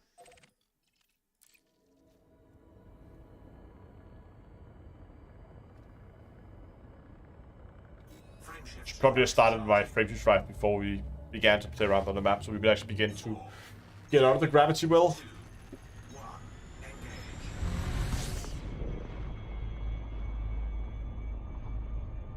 Do I think we'll get to land on more diverse planets in the future?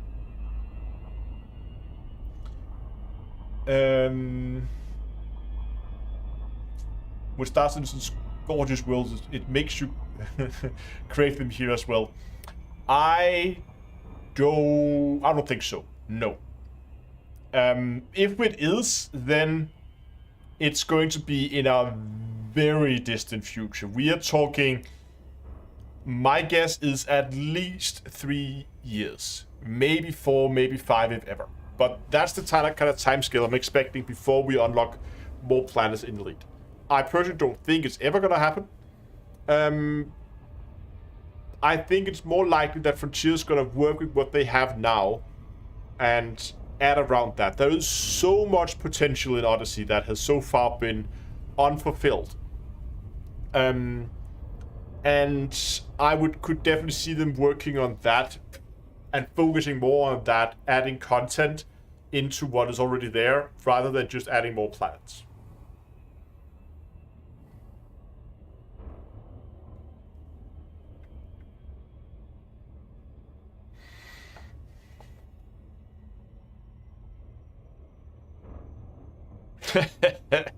They need to find out where the biggest gas giant is in the game and add a new beacon called Your Mom. Like interiors. Yeah, interiors is gonna take a while. It's not gonna be something they're gonna like magically have ready in the next couple of months. That's gonna take a while. I think it's more likely we're gonna see interiors than we are going to see more planets, to be honest. But on the other hand, I mean, I don't know, because you could also look at it from this point of view. So if you look, what is... No, let me start someplace else. After Odyssey, Elite has taken a big step closer to what Star Citizen is. If that is a good step, that is up to you to decide. But it helps. We now have more, we have the on-foot part of it. The games have become a little bit more similar now, after the Odyssey update for Elite.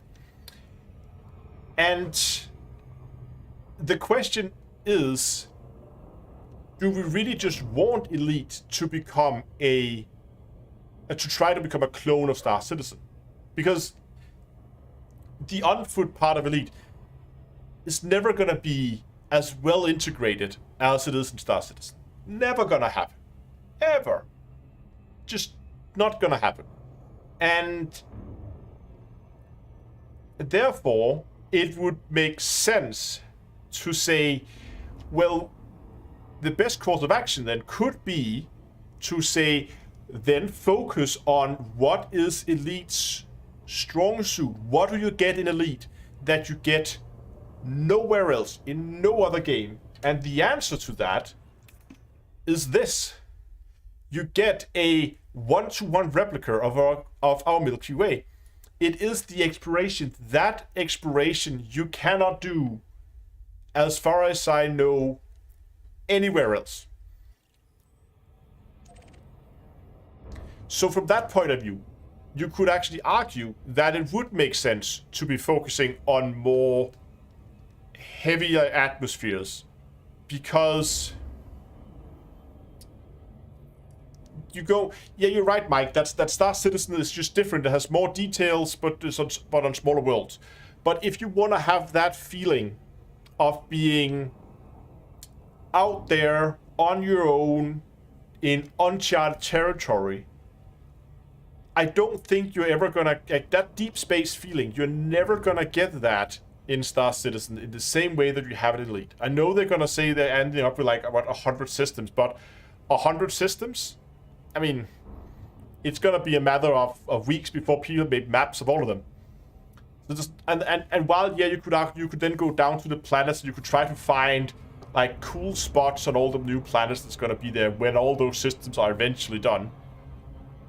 But I still think the strongest selling point for Elite is still its exploration. That could be a thing. Gas giants, that we get that in Elite. Maybe that would be a thing. That could be some interesting gameplay there, maybe. I think I jumped 100 systems. Exactly. I mean, the route I plotted today was almost 100 systems. So my point would just be adding more stuff around exploration and the science part of Elite would actually not... I don't think that necessarily would be a bad move. To say, okay, what is Elite good at? Let's make that even better. Because... as I said, Elite is not going to be able to go surface mining. I mean, that would be one thing. Surface mining could be a thing they could add. They could add... more SRVs could be a thing. So maybe we could have like a... let's say you could have like a science SRV for explorers. So instead of you only being able to scan one plant at a time, maybe it would have like a data bank. So you could scan multiple different plant types at the same time without having to move around all this. There's so many options for what you could do. Let's get this thing mapped. It's very dark. To kind of enhance the exploration gameplay.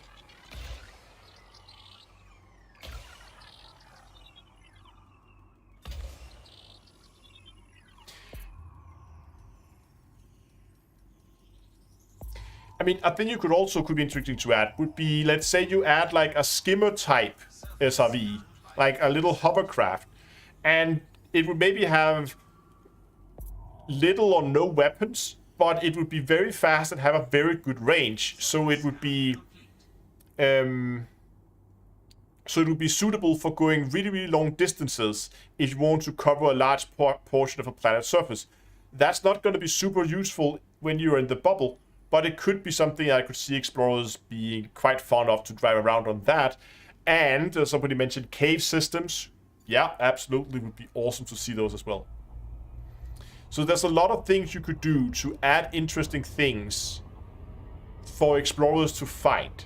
More stuff on the planet's surfaces, like caves, those kind of things. Why is it so dark out here? This planet is just dark everywhere. Are we that far from the star? 10,000 light seconds, so a little bit.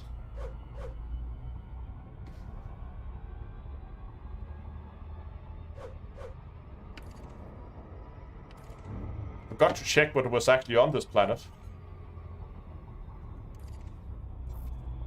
Lava spouts. Oh, oops.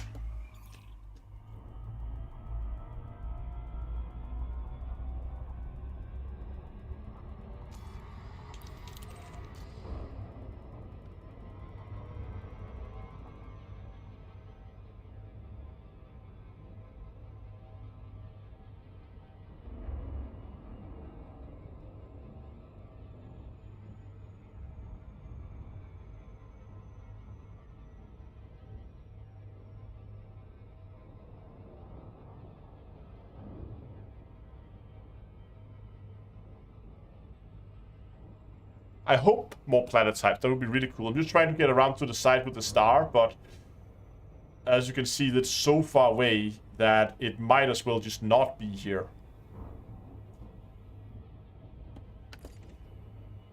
You know what? There's a big patch there. I'll just put it down there.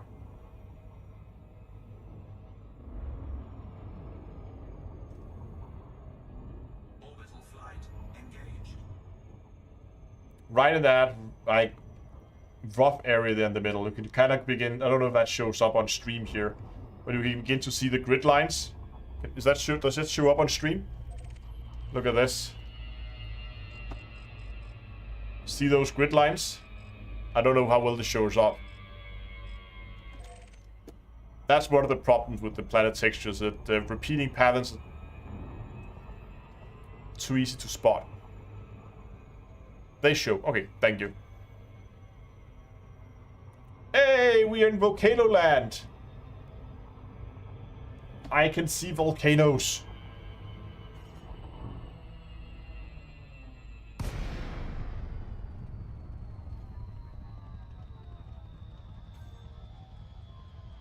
Look at that double volcano there. Oh, well. Nope, not that one. There we go.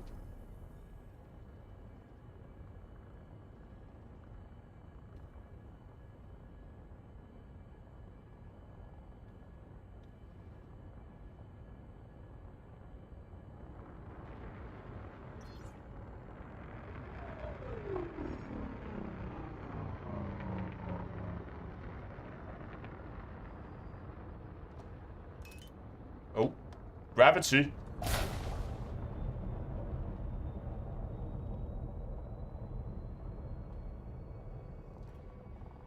This one seems to be dead. Nothing here.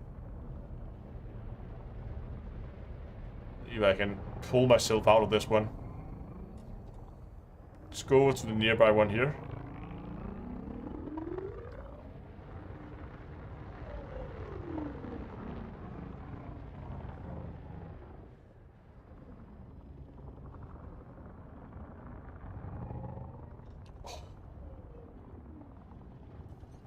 How many SRVs do I have with me? I have 2 SRVs.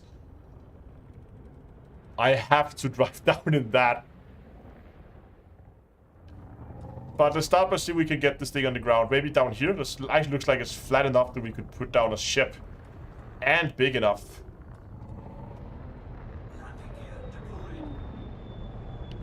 This is probably unsuitable terrain, all of it, isn't it? I think it is. Oh, no, there was actually a landing spot up here. Where did it go? Come on.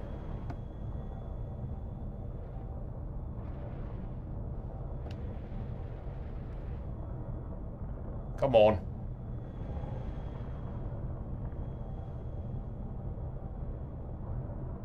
Looks like a bunch of Skyrim sweet rolls. They do look a little bit like Skyrim sweet rolls. Okay, first test is the on-foot test. We just need to check temperatures.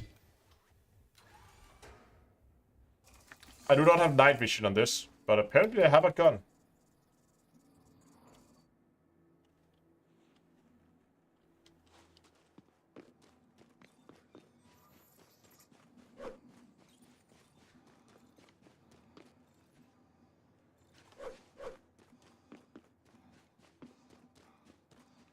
So 34 Kelvin, 28 Kelvin, 34 Kelvin, and come on, do it again. Warning. Dangerously low temperature detected. Come on, you did it just, I just saw it. 34, oh, 28, there it is. And 28 should be the lowest temperature. Oh, we actually landed on the wrong planet. Oh, well, I wanted the other one, but this one is fine. This one is fun, too. And 28 is the lowest. So, okay. So this one did it. This one did not. So we have now tried it, and we've confirmed that it does not happen on planets with no atmosphere and no. But the other planet didn't have an atmosphere either. What?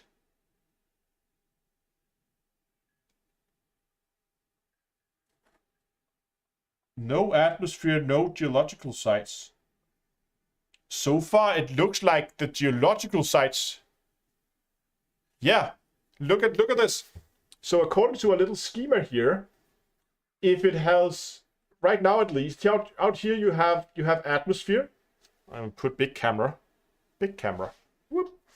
So out there you have atmosphere, and you can see no atmosphere and geological sites. Yes, we have the fluctuating temperatures.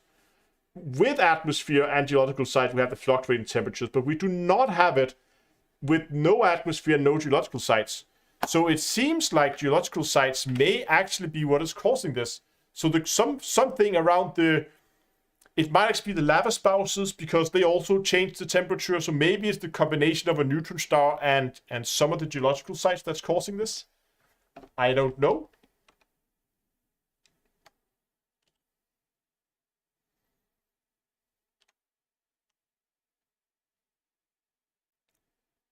Any temperatures underneath the ship? No, still 34, but you can still see 34. And then fluctuating down to 28. So, 33 now. Okay, so 33 in the shade, but it's still going down to 28. Oh, sorry, 33 now in the shade.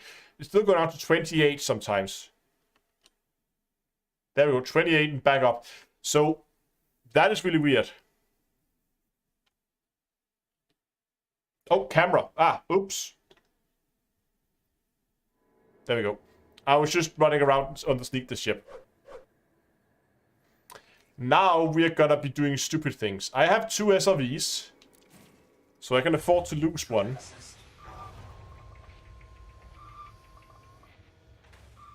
Try to fly into it. Ooh, see, FTM is asking the real questions now. We're gonna do that afterwards. We're just gonna do stupid stuff, and then we're gonna go and try to drive into an part of the planet without geological sites on it. I need high beam on this.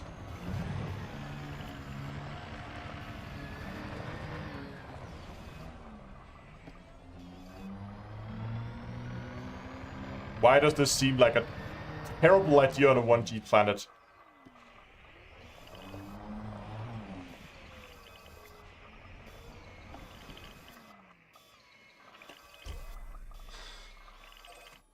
Oh, right, hold on. Can we still...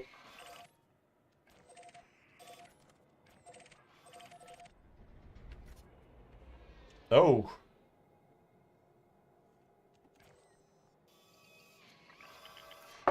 Did I handbrake this?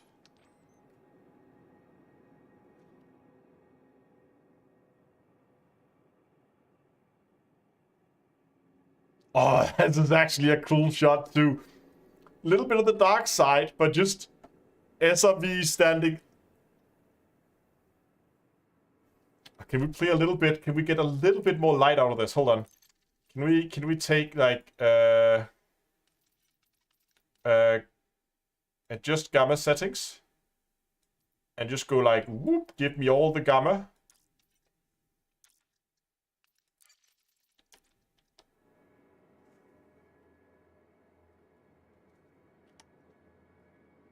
Hold on, just give me a second. I'm just gonna quickly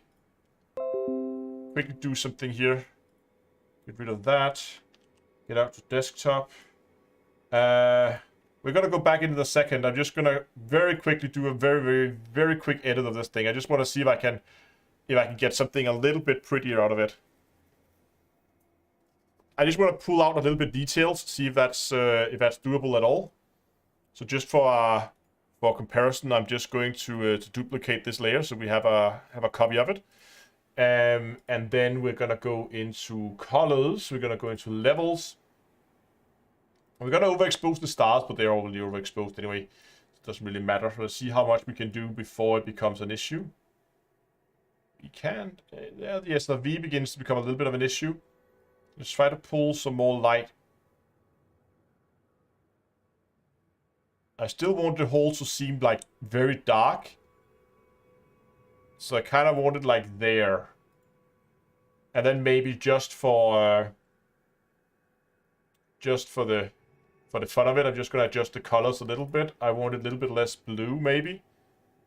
So it seems a little bit more... I don't like that heavy blue color that it gets. So we're just going to remove a bit of that.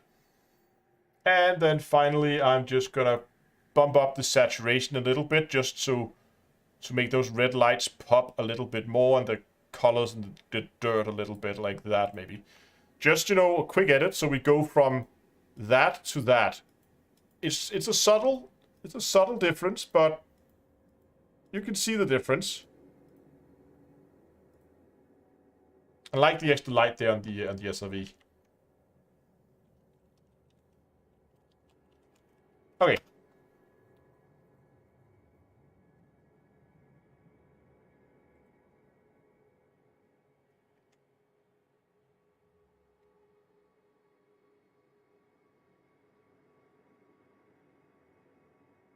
Exporting large pictures takes forever. Okay, enough of that. Time to go for a drive.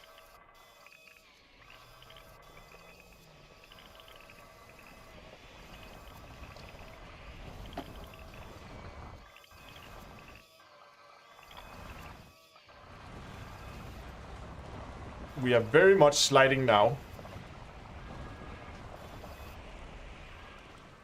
Look at me. Oh, look at this. This is perfect. Oh, hold on. Need to get some lights on it.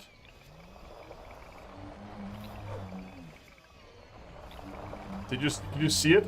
There's a floating rock here.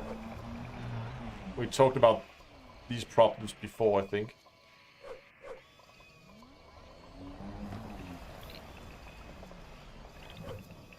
Where did it go? It should be above me now, probably.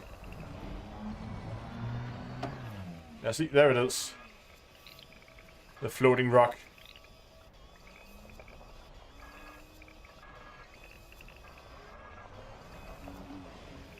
Hold on. What if we actually do like a shot from outside, watching the SRV, and then just zoom way out so it actually looks like we are in a cave?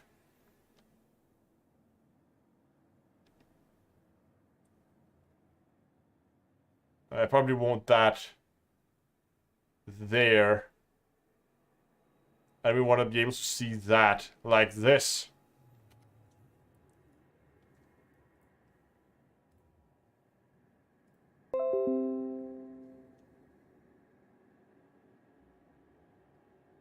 That is a pretty... I think there's a lot of dark here that's going to be difficult, but I think if we do something similar as we did with the other screenshot, I'm just going to try. Because we can probably do something similar, you know, to get the brake lights to pop a little bit more, maybe pull a little bit of details out in the dark areas. We're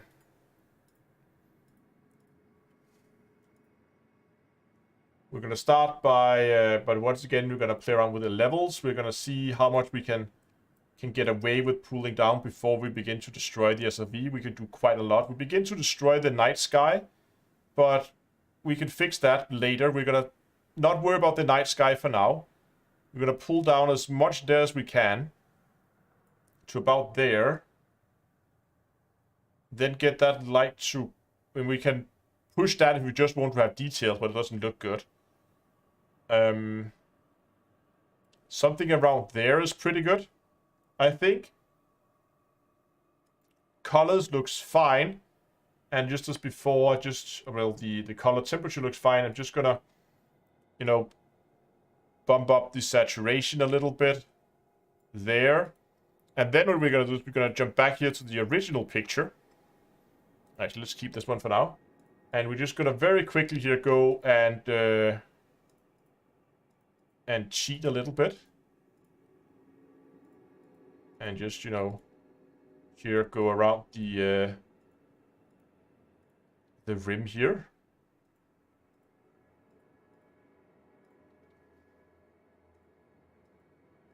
Does Frontier have any with the stellar screenshots? Do they actually have to be unedited screenshots? Oh, should not have been there. I'm gonna put it there.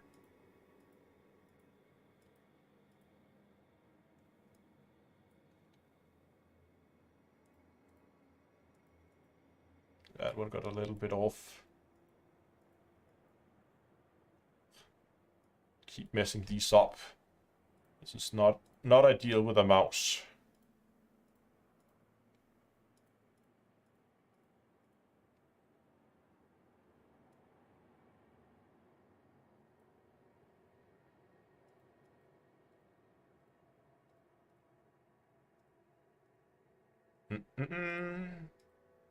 Should be about halfway there.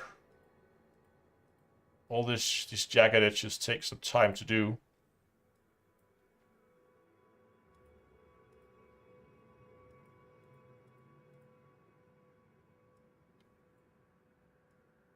Straight edges like this is a little bit faster to do. So you get into a curve, and that's a nice long straight edge there.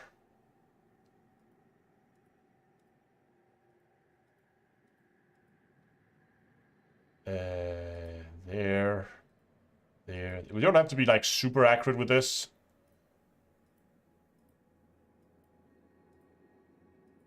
Just has to be good enough that we can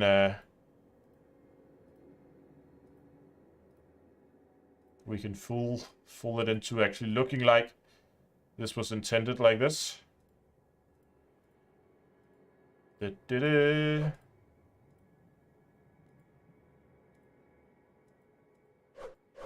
I could potentially have done this a little bit easier with like a magic select or something like that. But we're almost done now.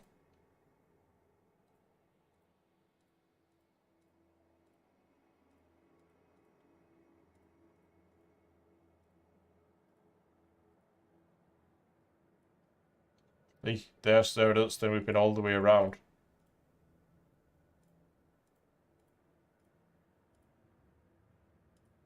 There we go. We now have the selection. Then we're gonna re-enable that layer. And we're gonna copy that. And we're going to call this one sky. So now we can have, see, that is the original picture. Now we can have the sky as a separate object. As you can see there, we just have the night sky. And we can then sit and play around with that. And then just have the night sky look even more amazing than it does now. By going into levels.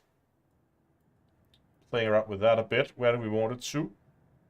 I want to put a little bit of detail in it. Not too much. You don't want it to look too overexposed. We could make it look like that, but you can't really see. So I don't want it to be too dark, because I want it to be able to, people can see that there is like an opening there. So something like that. But I think it could also do with a bit of saturation. I like oversaturating the sky a little bit. You can see how blue the stars get. Here it looks very neutral. We can actually put a lot of saturation into this. If you really wanted to have like a... That's too much though. But I'm gonna actually do like that.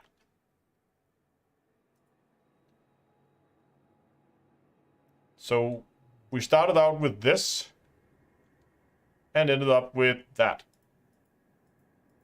I'm pretty happy with it.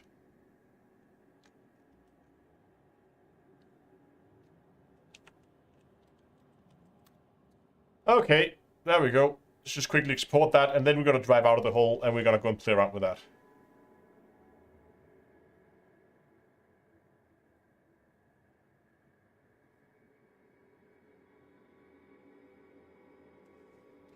Nice. Okay. See if we can get out of this hole.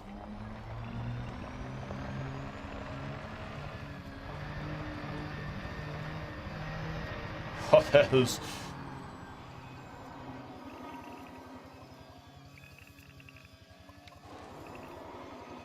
There is no way.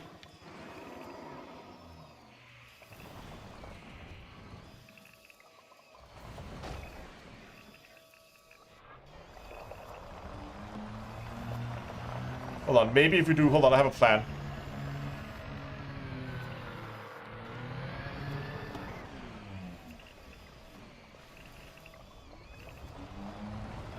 And...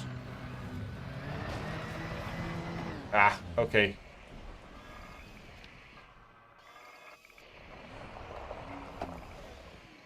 So I need to find a place where I can actually get a little bit of...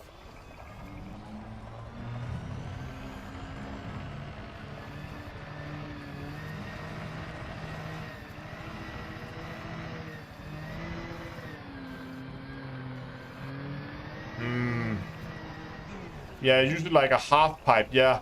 I was considering that, trying to go around the sides like this.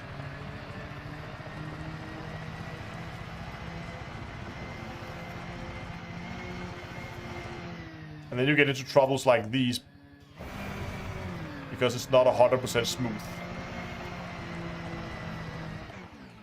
Reversing out, right. It does those better with walls in reverse, don't they?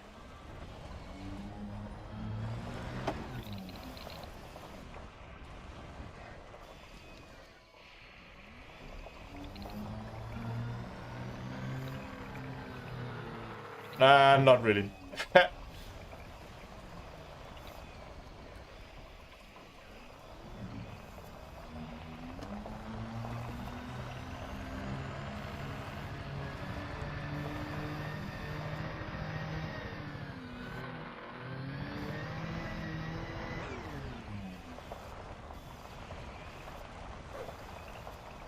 I mean, I'm not even halfway there.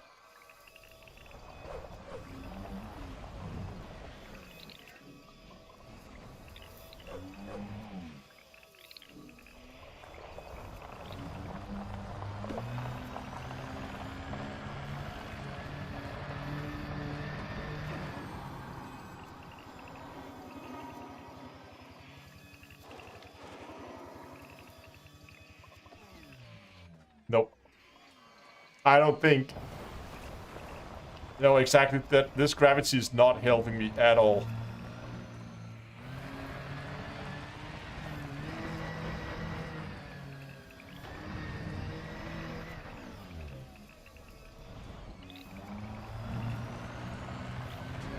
Ouch.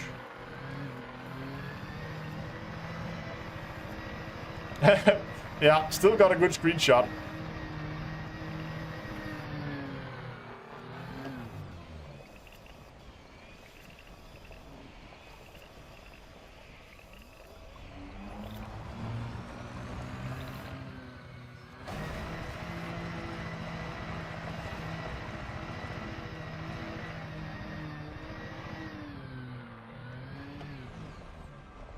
Okay. Maybe the SRV is just a write-off. Let's try to go down to the bottom again and see if we can do better in the Maverick suit. If we can crawl our way out of here if we can't drive.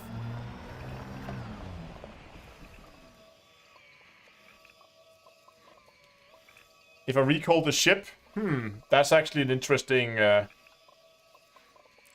try to dismiss it. Yeah, Howard, get the rope. Get a tow rope. Fortunately, I don't have Howard with me. He's not... Howard is not on this character.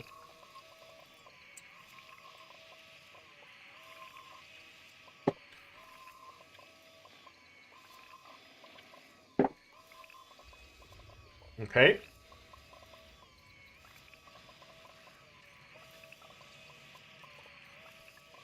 Ship recalled.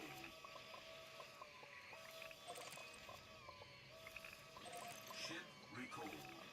Oh, hold on.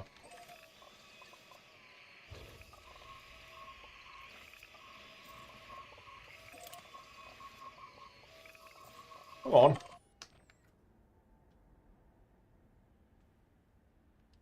Oh, where is the damn thing?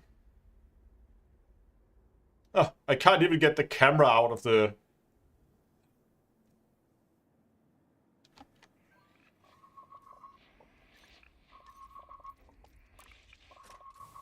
Drive assist off. I tried to spiral around. Didn't work. Warning. Dangerously low temperature detected. Oh, I need lights here.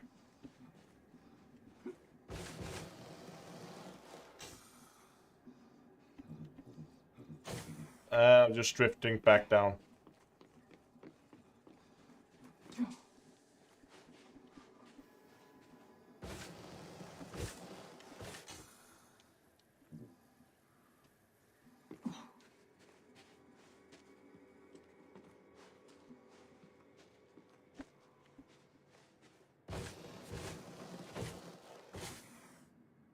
See, this is where I was trying to do the wall riding up all the way up.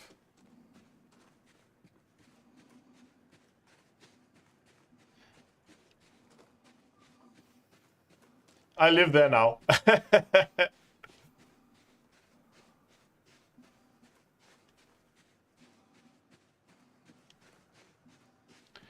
I don't even know if nobody would be.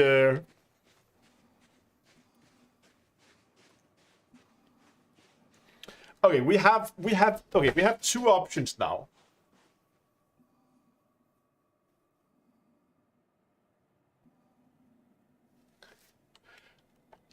I can see two options right now.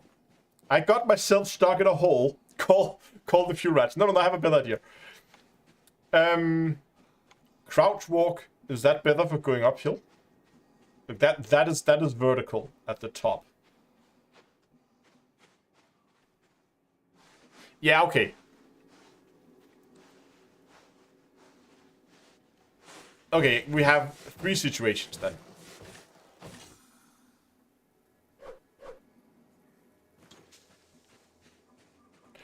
Okay. Situation number one, or solution number one, I would say, is self-destruct the SRV. If we self-destruct with ourselves in the SRV, we will spawn inside the ship. And we'll have lost an SRV, but I still have a second one, so we can continue our journey, no problem. Option number two. Log out of the game, log into Horizon while we're inside the SRV, and we should spawn inside our ship with our SRV intact. If I... yeah, right. Can we... Dongle, can you... Dongle, you're still here? Can you make a straw poll? With just option 1, 2, or 3.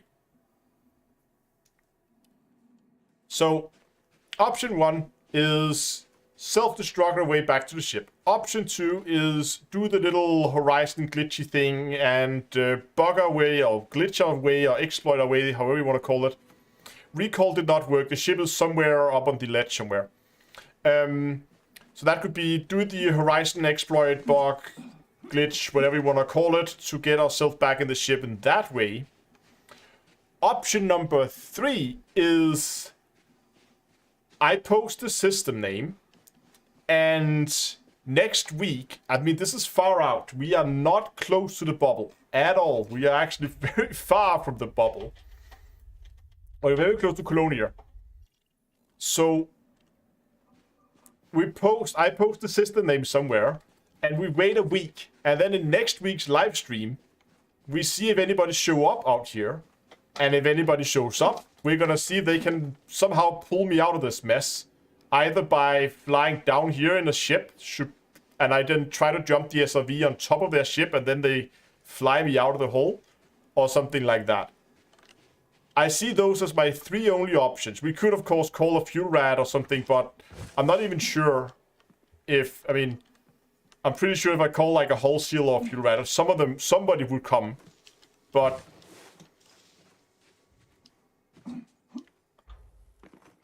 But 3 will end the stream now, yes. And given that it is also, what, 2.5 hours. So there's a straw poll now posted in chat. Go to the straw poll and put your vote. So 1 again is current location is... I'm gonna post the actual system over on Discord, and also maybe do a little like video announcement of it so that people have time to prepare for next one. So I'm out here. It's not that far from Colonia, as you can see. Colonia is right down here.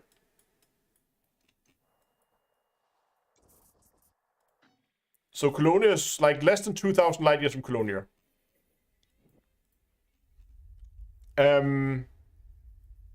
So again, option 1, self-destruct. Option 2, Horizon bug. And get ourselves out that way. Or option 3, wait a week.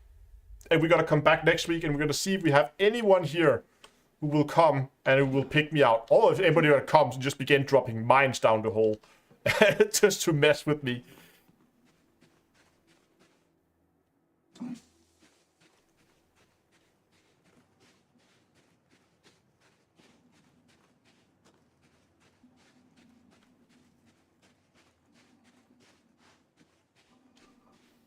That is true. That is true. There is at a rumored event something happening in Colonia next week also, so there will actually be a good chance. Self-destruct and keep on trucking. I'm gonna leave it up to the vote.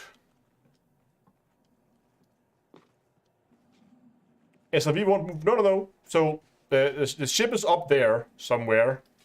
SRV is down here. Wall is too steep. Gonna go back in my SRV here. I mean, there's no doubt which one makes the best content. So if that's what we care about, then I should definitely just wait a week. We just open up the straw poll and see what people think. Okay, so 40 votes are in now. 18%, 7 votes, says self-destruct. We have 23% that says horizon bug. And we have 60%, so way more than half, that says, wait a week. Can you walk in the spiral? No, I'm sliding down the side. We can try one last time to drive. Can try to do the spiral thing. Hold on, maybe.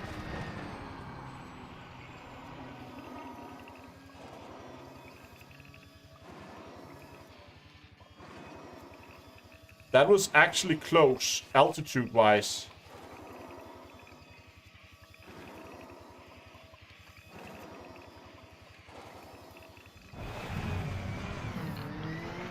That was surprisingly close.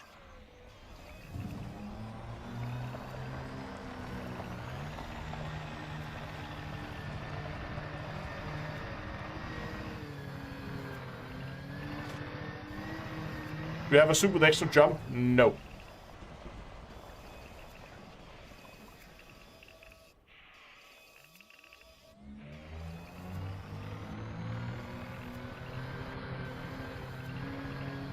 Yeah, but I'm gonna have to log out and stop the stream anyway if I want to have time for the after party, and I need to get up for work tomorrow as well. So I probably wouldn't be streaming for that much longer anyway.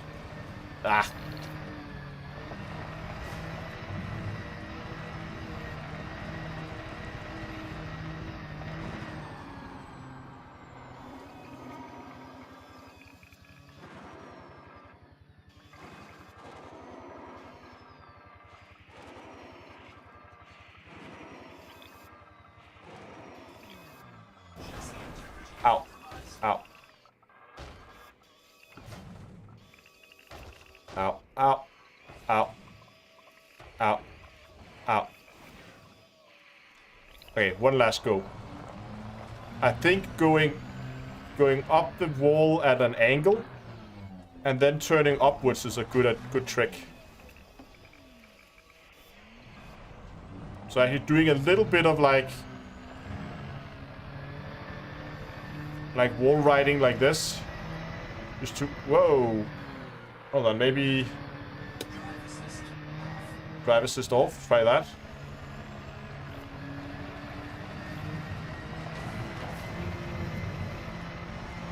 Wow, this is... Drive assist off is not easy down here.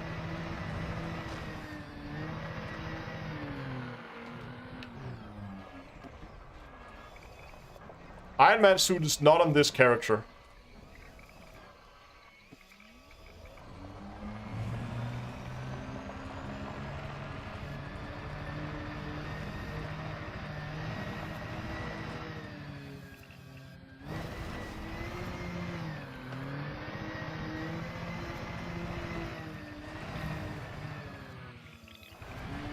There's an unfilled glitch that should run up near vertical surfaces. Okay, how does that work?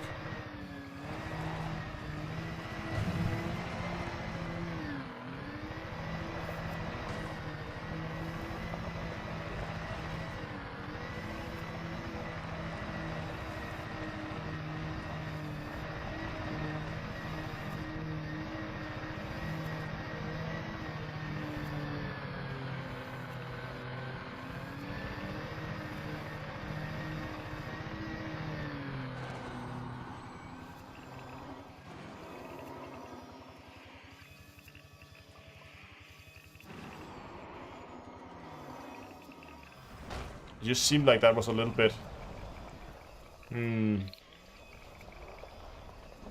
That seemed to be a little bit flatter, at least part of the way up. Over here.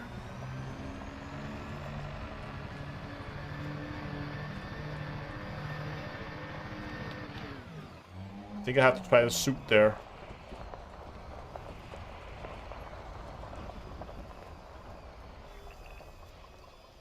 One last try in the suit.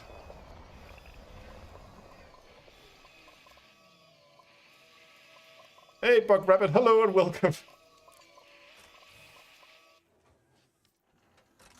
43% hitting for option 1. Yeah, I'm gonna have stuff for repairing this. Warning. Dangerously low temperature detected. Come on.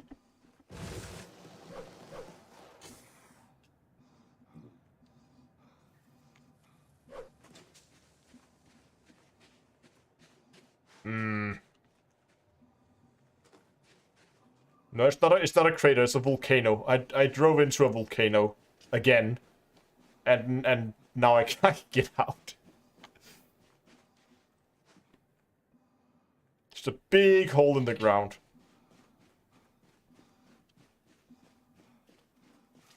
I'm in a rabbit hole, yeah. Hold on, what about...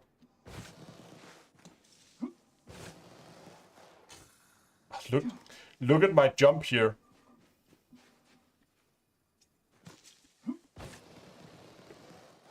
That's all the suit can do.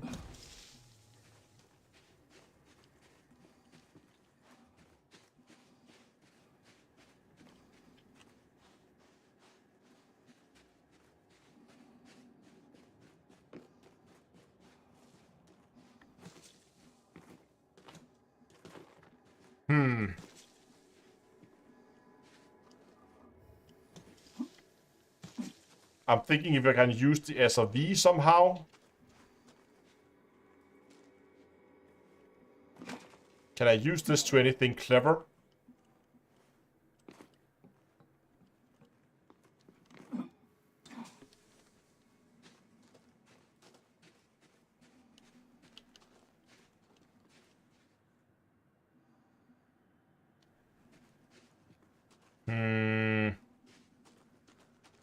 Thinking like driving it halfway up maybe, but...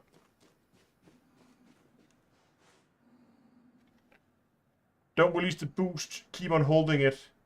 You glide up the wall. Okay. So you're saying... Oh, come on. And then keep holding it down. I'm still holding it down. Do I need to not run while I do it, maybe? Come on.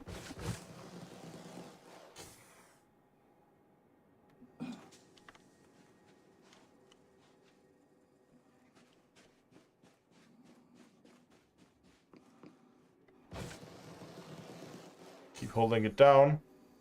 And sliding back down again.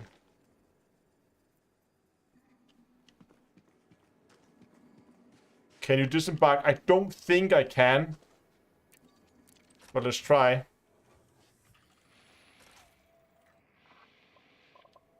Sprint set to toggle? No, sprint is hold.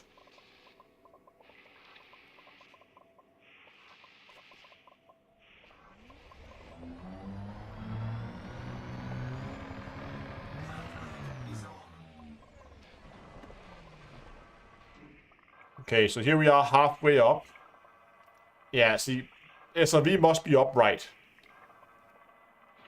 So it is rightfully saying that this is not upright. Let's see if I can get this thing pointing. Where's up?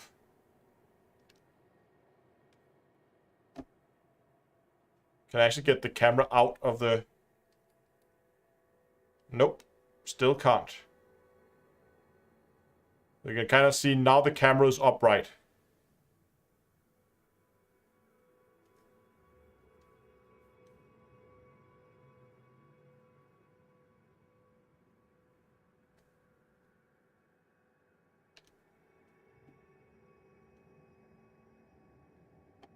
And there's still a lot of wall to cover here.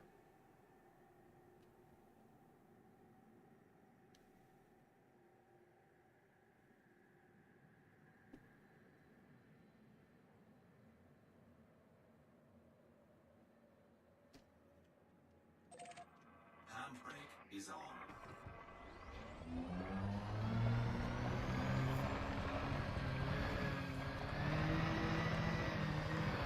Drive assist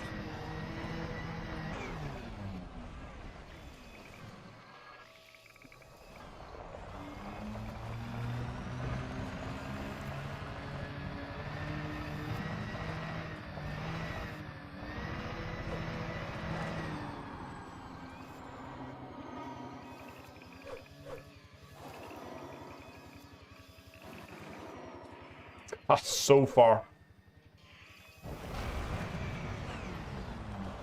We have tried to summon the ship. It doesn't go down here. Maybe let's try to summon it while on foot. Maybe that changes things. Let's try to go down again here. You can see my ship is there.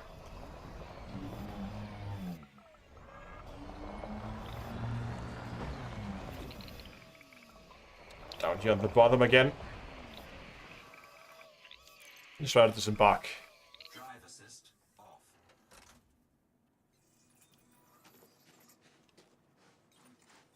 Warning. Dangerously low temperature detected. Dismiss ship.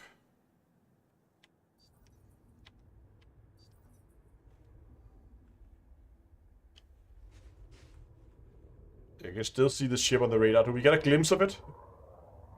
There it is. Bye-bye.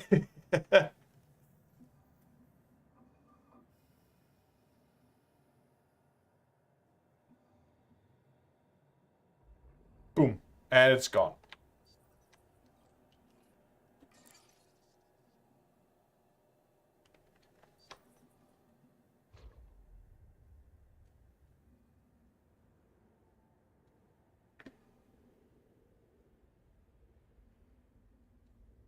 It's coming closer.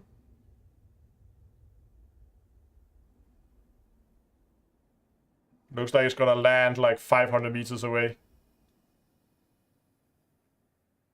Yep. Yeah, we have talked about doing the no horizon trick, but we made a vote and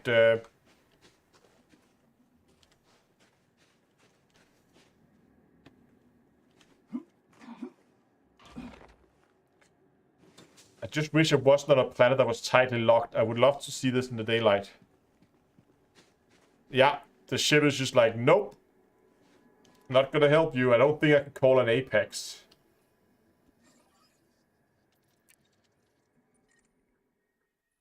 Break, really?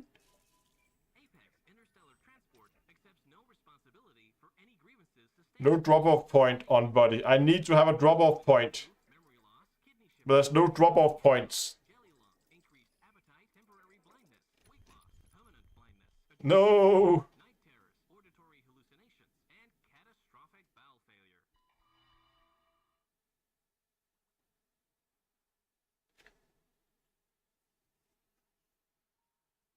Yeah, okay, so we have three options for those who just joined. Self-destruct, Horizon bug, or wait a week and hope somebody comes to rescue us.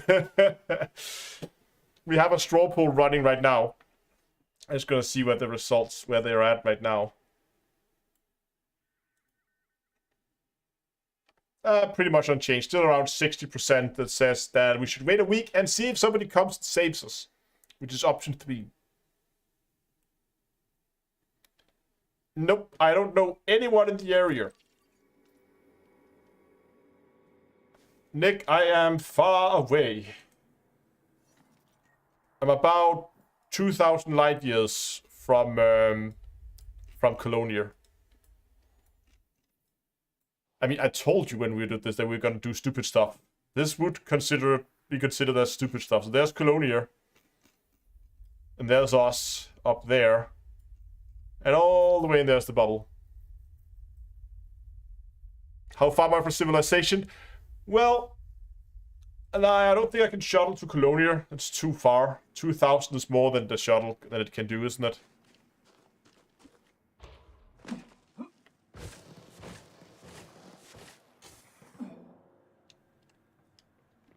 Not that far from you, but you're an Xbox. Yeah, that doesn't work then. Exactly, Biff. I did say we're gonna do stupid stuff.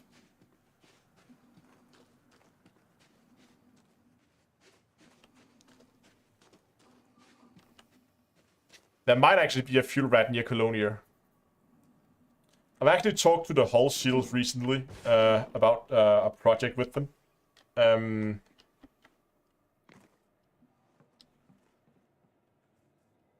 Maybe they have a Hull Seal nearby. Because if they have a Hull Seal out in Colonia, then it would actually be feasible.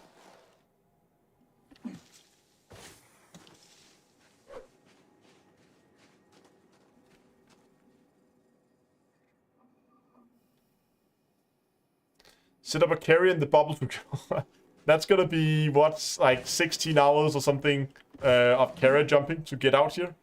And then 16 hours back. It'd be faster to fly a ship manually, I think. Yeah, D28 doing stupid stuff since 2015.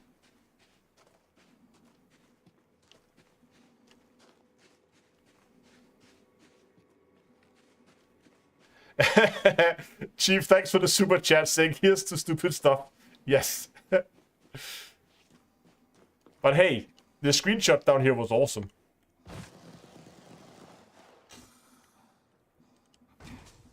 Ow.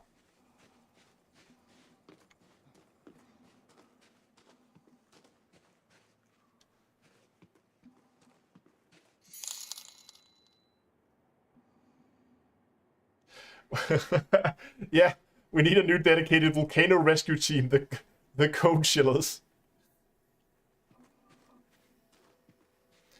No, I mean, I can still get back to my ship there are multiple options to get back. I just want to find the most interesting way to get out, and I think it's still, I'm gonna give it a week, and then cone heads. Nice, that's a good one. Drive assist on.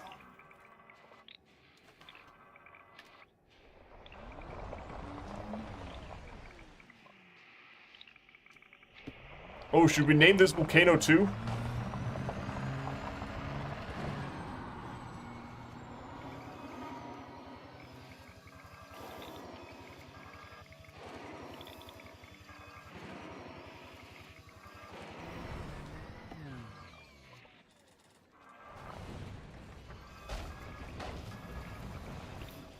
Ah. We're back down.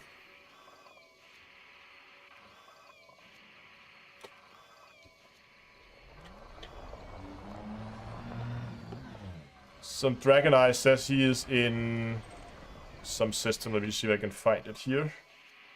Hope cross copying from the different PCs are working. See if you're close by. Oh no. No. 11,000 light years. Not even close. You need to be very close to Colonia. Yeah, so the volcano last week was called why is it paused? The volcano last week was called Astro's Inferno. It could be fun to keep with the Dante theme and then call this one something like Astro's Hell or something like that.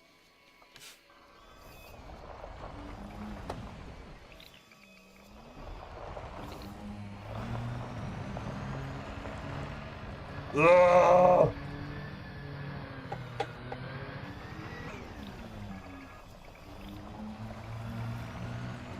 Nope. I need a SLV repair now, otherwise I'm heading for option 1.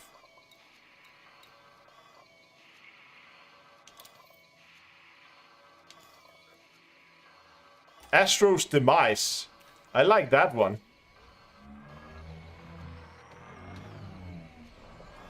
Or just call it like the Pit of Despair.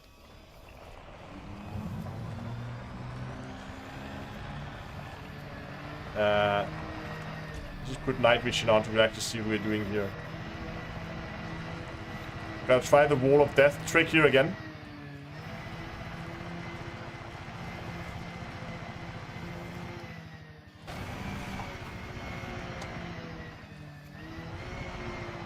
Ah, spun out.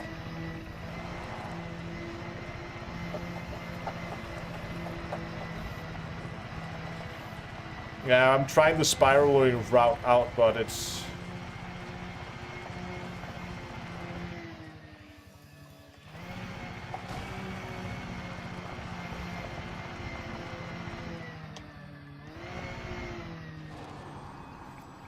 Oh! Oh! Oh! Oh, that was close!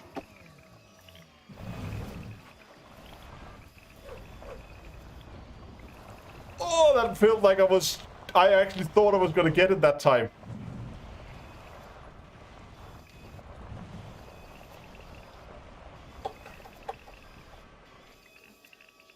Okay, hold on, we have to try this.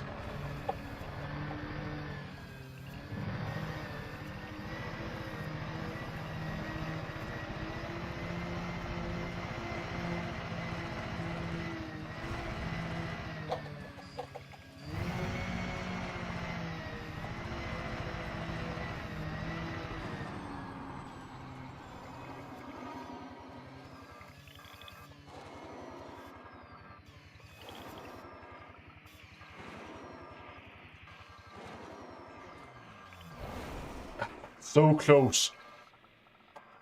Wasn't as close as last time though, but I think one of the tricks is...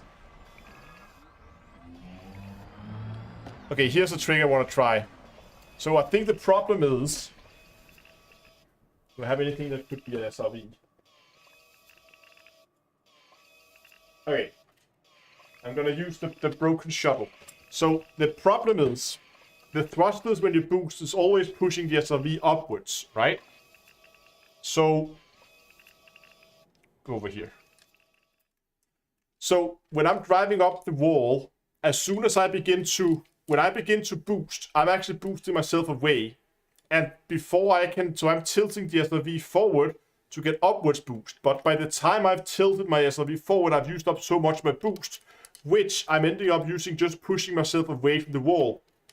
So what I want to try is to do the same thing, like come around the side, and then go as far up as I can, do one little boost to get away. That should keep my momentum up, and while I have that momentum, I'm going to flip it over, and then begin to boost later.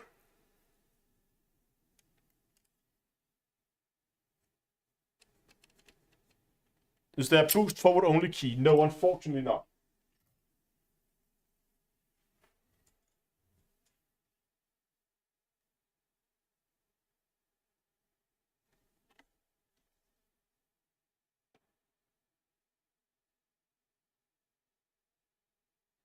Oh, boost to the opposite wall. I'm gonna try the small boost, big boost plan here first.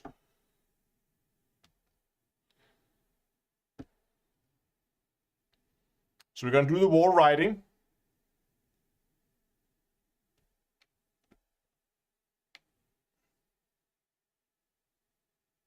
Still moving too far away from the wall. Ah, was not even close that time. Oh, camera. Sorry. Still full cam. I wasn't even close on that try anyway. Let's try this again.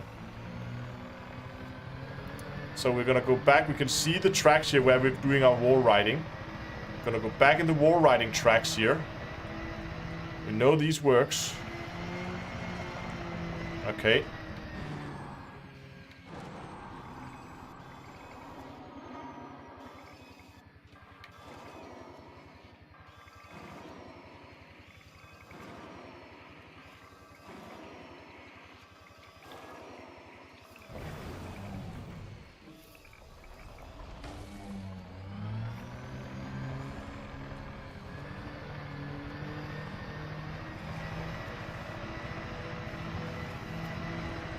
Yeah, someone with a camera on the upper ledge would be hilarious right now.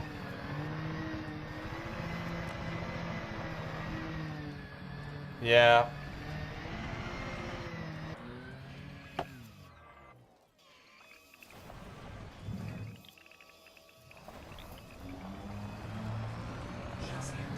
Oh, oops. Okay, here we go again. Going into the wall ride.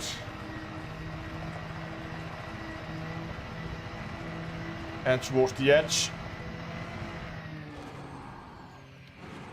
Oh, this one felt good.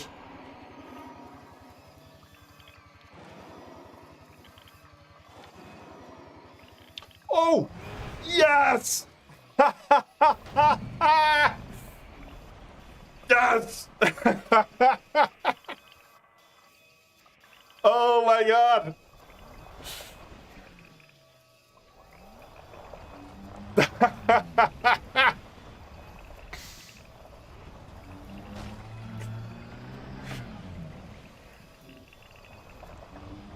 Damn it, that was hard.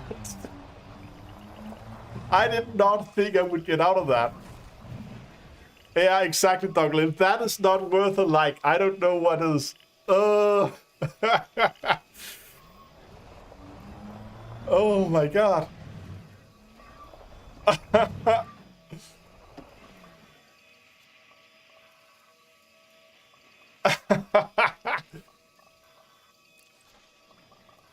Astro's Escape. That is now the name. We're gonna call this one Astro's Escape.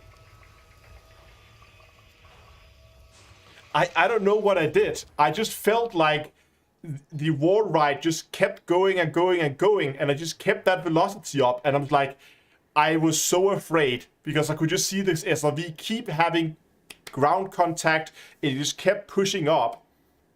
And I was thinking, I cannot, I was so afraid to boost too soon, because if I boost too soon, I lose ground contact. And then all of a sudden, I got a little jump, and I feel like I got off the surface. I was like, now is the time. So I just pushed it forward and just kept pushing and pushing. And even before I reached the top, I thought, what I was afraid of was because I got that boost that I would be pushed away from the, surface. So after I began gaining altitude, I thought I need to get my nose closer to the surface. So I tilted it forward to push me in over the ledge, and that cannot have been more than a couple of meters of clearance beneath the SRV when I slipped it over that edge.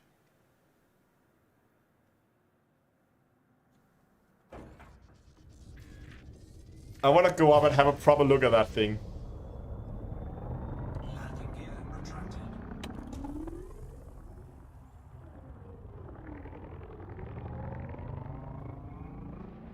So for those interested in planetary coordinates, it is right on screen right now.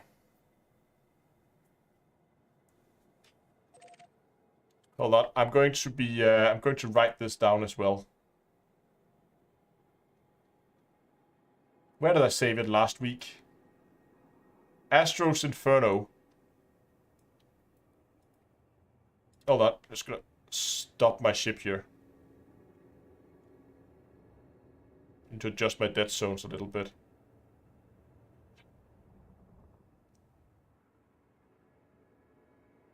Still drifting. Doesn't matter. This one was from last week.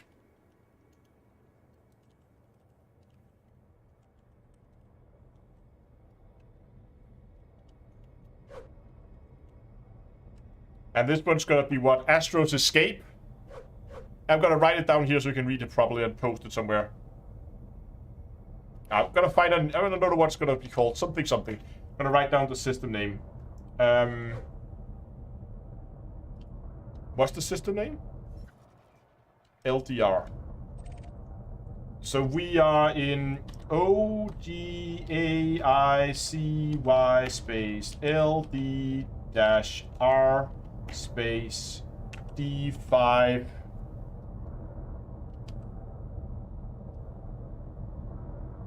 No, hold on. Is that the next system? No, that's the next system. Sorry, my bad.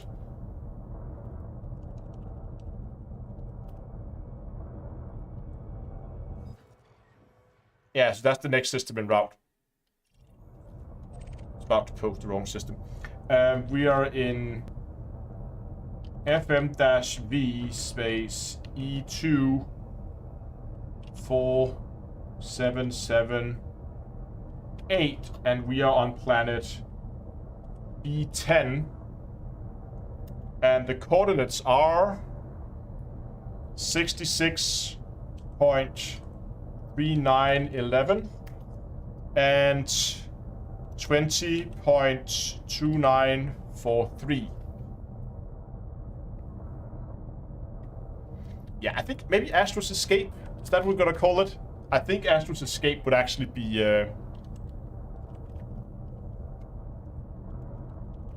let's see if cross-copying works the other way. It doesn't always do. No, it doesn't. Okay. They are here on screen. Nice big bold letters. Actually, I should probably make the same format as I did with the last one, shouldn't I? Astro's Escape feel appropriate. I agree.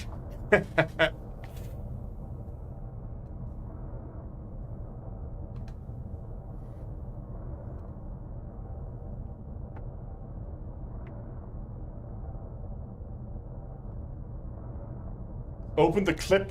Hold on. Did you clip it on where? YouTube, Twitch? Oh, now I can post it.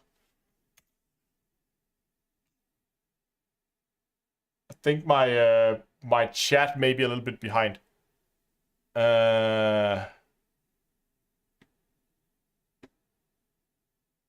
right, that's like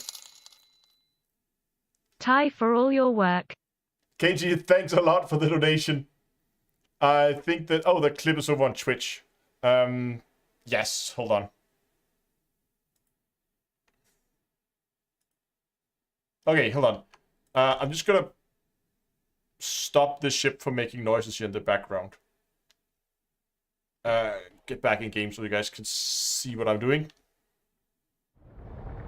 I'm just gonna put this thing back on the ground again, somewhere.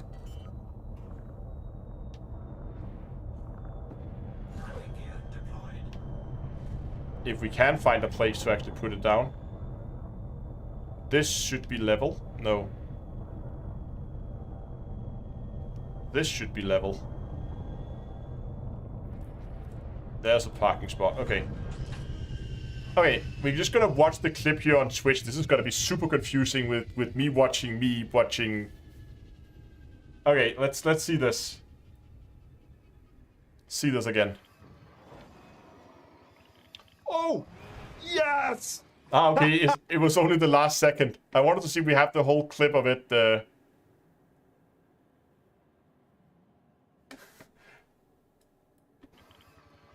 So you can see we get the last seconds of it, where you can see how much I'm tilted forward here. I'm nosing down at like 60 degrees, so I'm about tilted this much forward, because at this point I was thinking I need to get closer to it. You can actually see here my vertical speed is beginning to drop again. So now you can see here how I'm really dropping. So you can actually see here at the beginning how much I'm going upwards. And there, I'm now actually beginning to drop and lose altitude again. So I just... Yes! I just barely managed to push it in before I managed to... I mean, that was a few seconds there when I was actually clearing the edge of that crater. Ah! Yes! Oh my god! That's a good clip. I like that.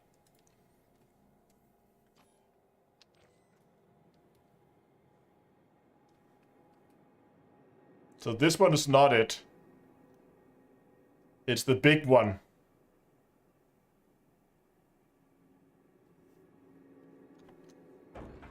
I'm just gonna go up and have a proper look.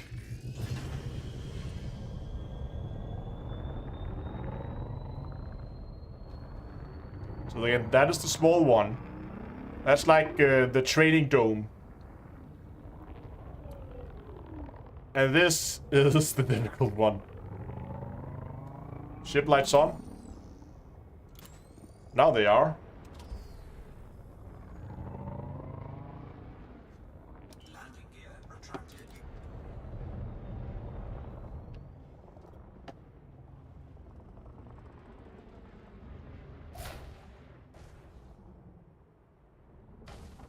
I should plant a flag. I would love to.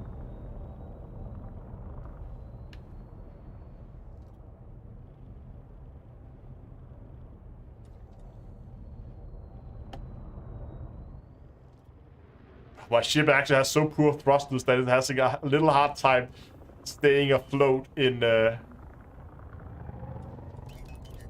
staying afloat down there.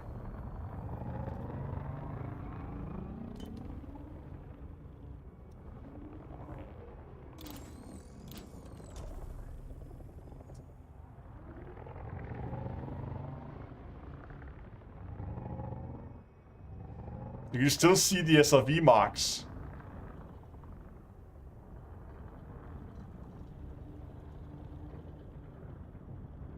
Also a noticeable difference depending on what side you're trying to go up. That one is much higher than over there. So I might just... And it was really difficult to see from the bottom which one was the lowest. So it might just have been... Can we actually still see the tracks where I came out? Yeah, because I came out there.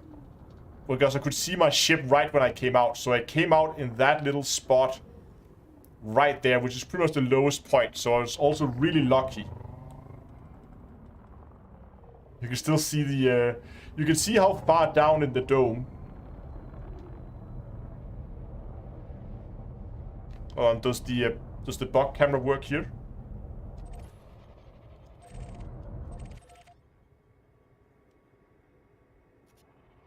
Yes, it does. You can see how far down. You can see the tracks there. From where we were doing the, dome, like, for picking up speed. And then I think I saw some tracks right there of us going up.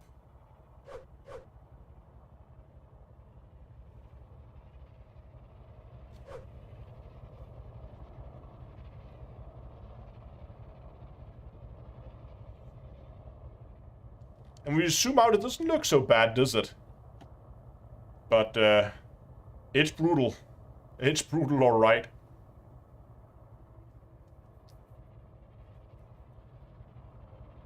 A deep hole indeed.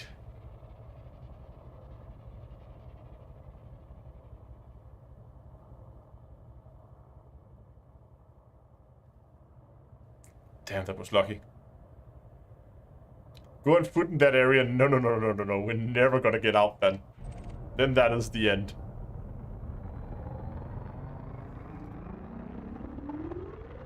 I did not think I would make it out of that.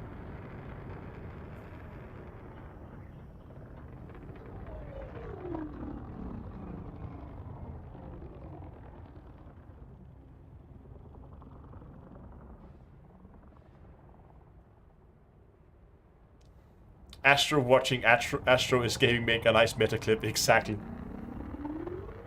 Okay, I think with that I'm gonna get off this planet. As soon as we clear the match log, of course. And then I'm gonna call it for today, since it is now midnight. But I am gonna be hanging out over on Discord, at least for a little bit here after the live stream. So I really hope you'll come by. And I really hope you enjoy that. That was probably the best ending I could have wished for. I did not think I would have made it out of that that little hole alive. Oh, hold on. Need to go straight first. Right, check the temps in the non-active spot. Okay, let's just do that quick. We're just gonna quickly check the temperatures, which is why we were here originally. So we need to find a spot that is not an active spot. There's some over there. We're just gonna quickly go and check temps. Yeah.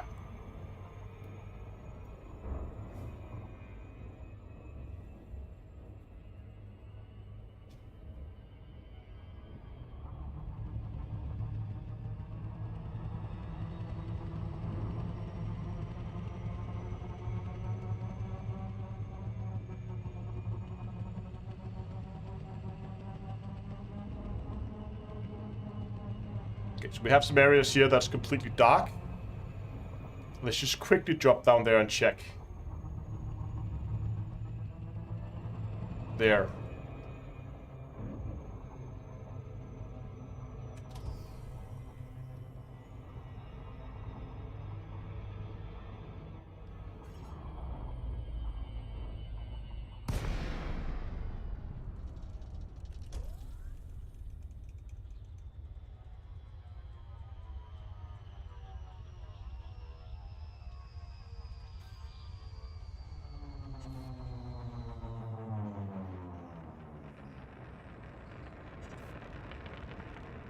And we just need a place to put this thing down.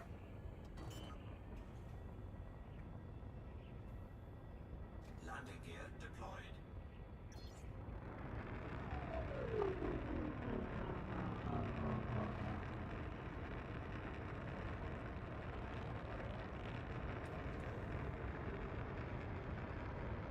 Shouldn't be too difficult here, I think.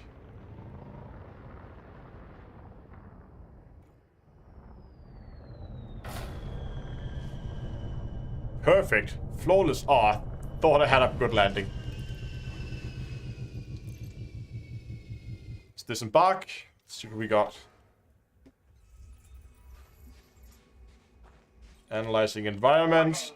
Dangerously low temperature detected. Let's check.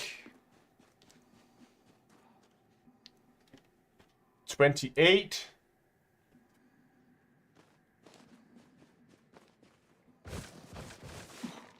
Wasn't 28 the minimum temperature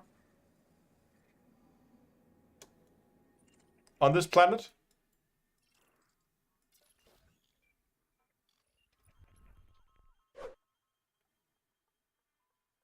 It was.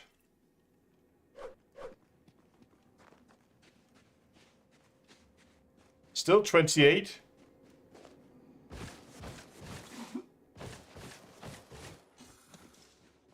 Indeed.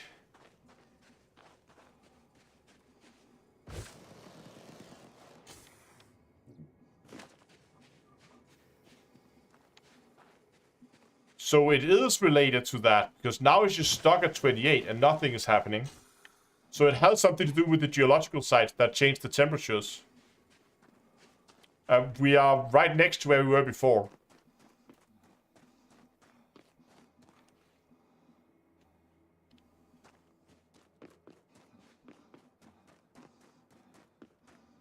So it seems to have something to do with when you are in an area with geological sites. Yeah, so hotspot confirmed. That is also why the other one didn't. But atmosphere, non-atmosphere, doesn't matter. It is if you are in some kind of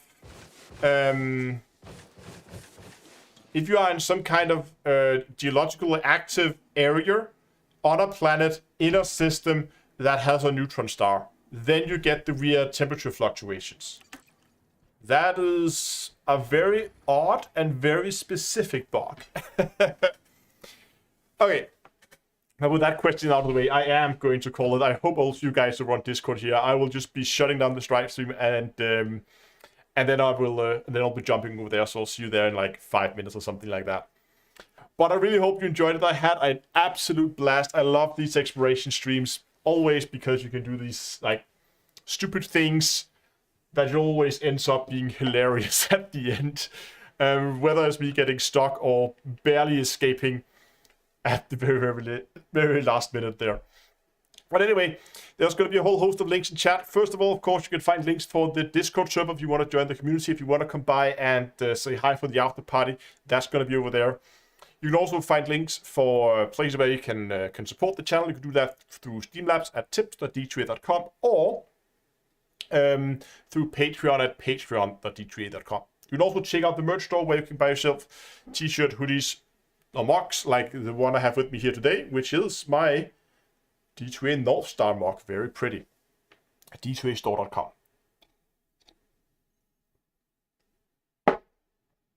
But that's good for today. Thanks for watching. And until next time, I'll see you guys in space. Oh, wait. I always forget. We need to rate someone on Twitch. I keep forgetting. I'm like, yeah, we're out. Bye-bye. No, no, no, no. I need to rate someone on Twitch. Let me do that real quick. Let's find someone on Twitch that we can rate. Someone playing Elite Dangerous. Who's playing Elite Dangerous right now? Hey, I am. Cool. Astro's escape mock.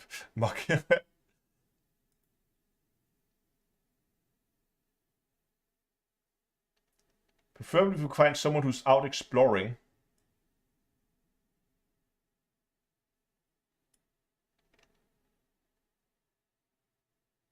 And it's an English-speaking channel. Would also be preferred, I think.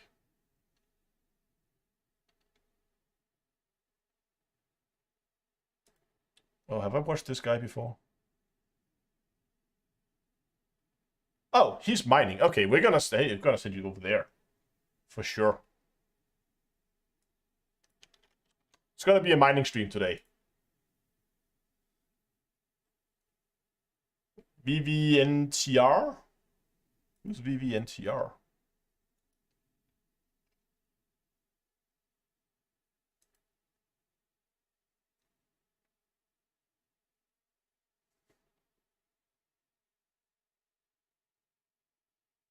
Yeah, sure. Why not? Let's do that.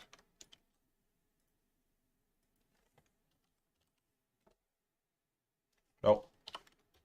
/rate. There we go. Raid has initiated. Thanks for watching, and until next time, I will see you guys in space.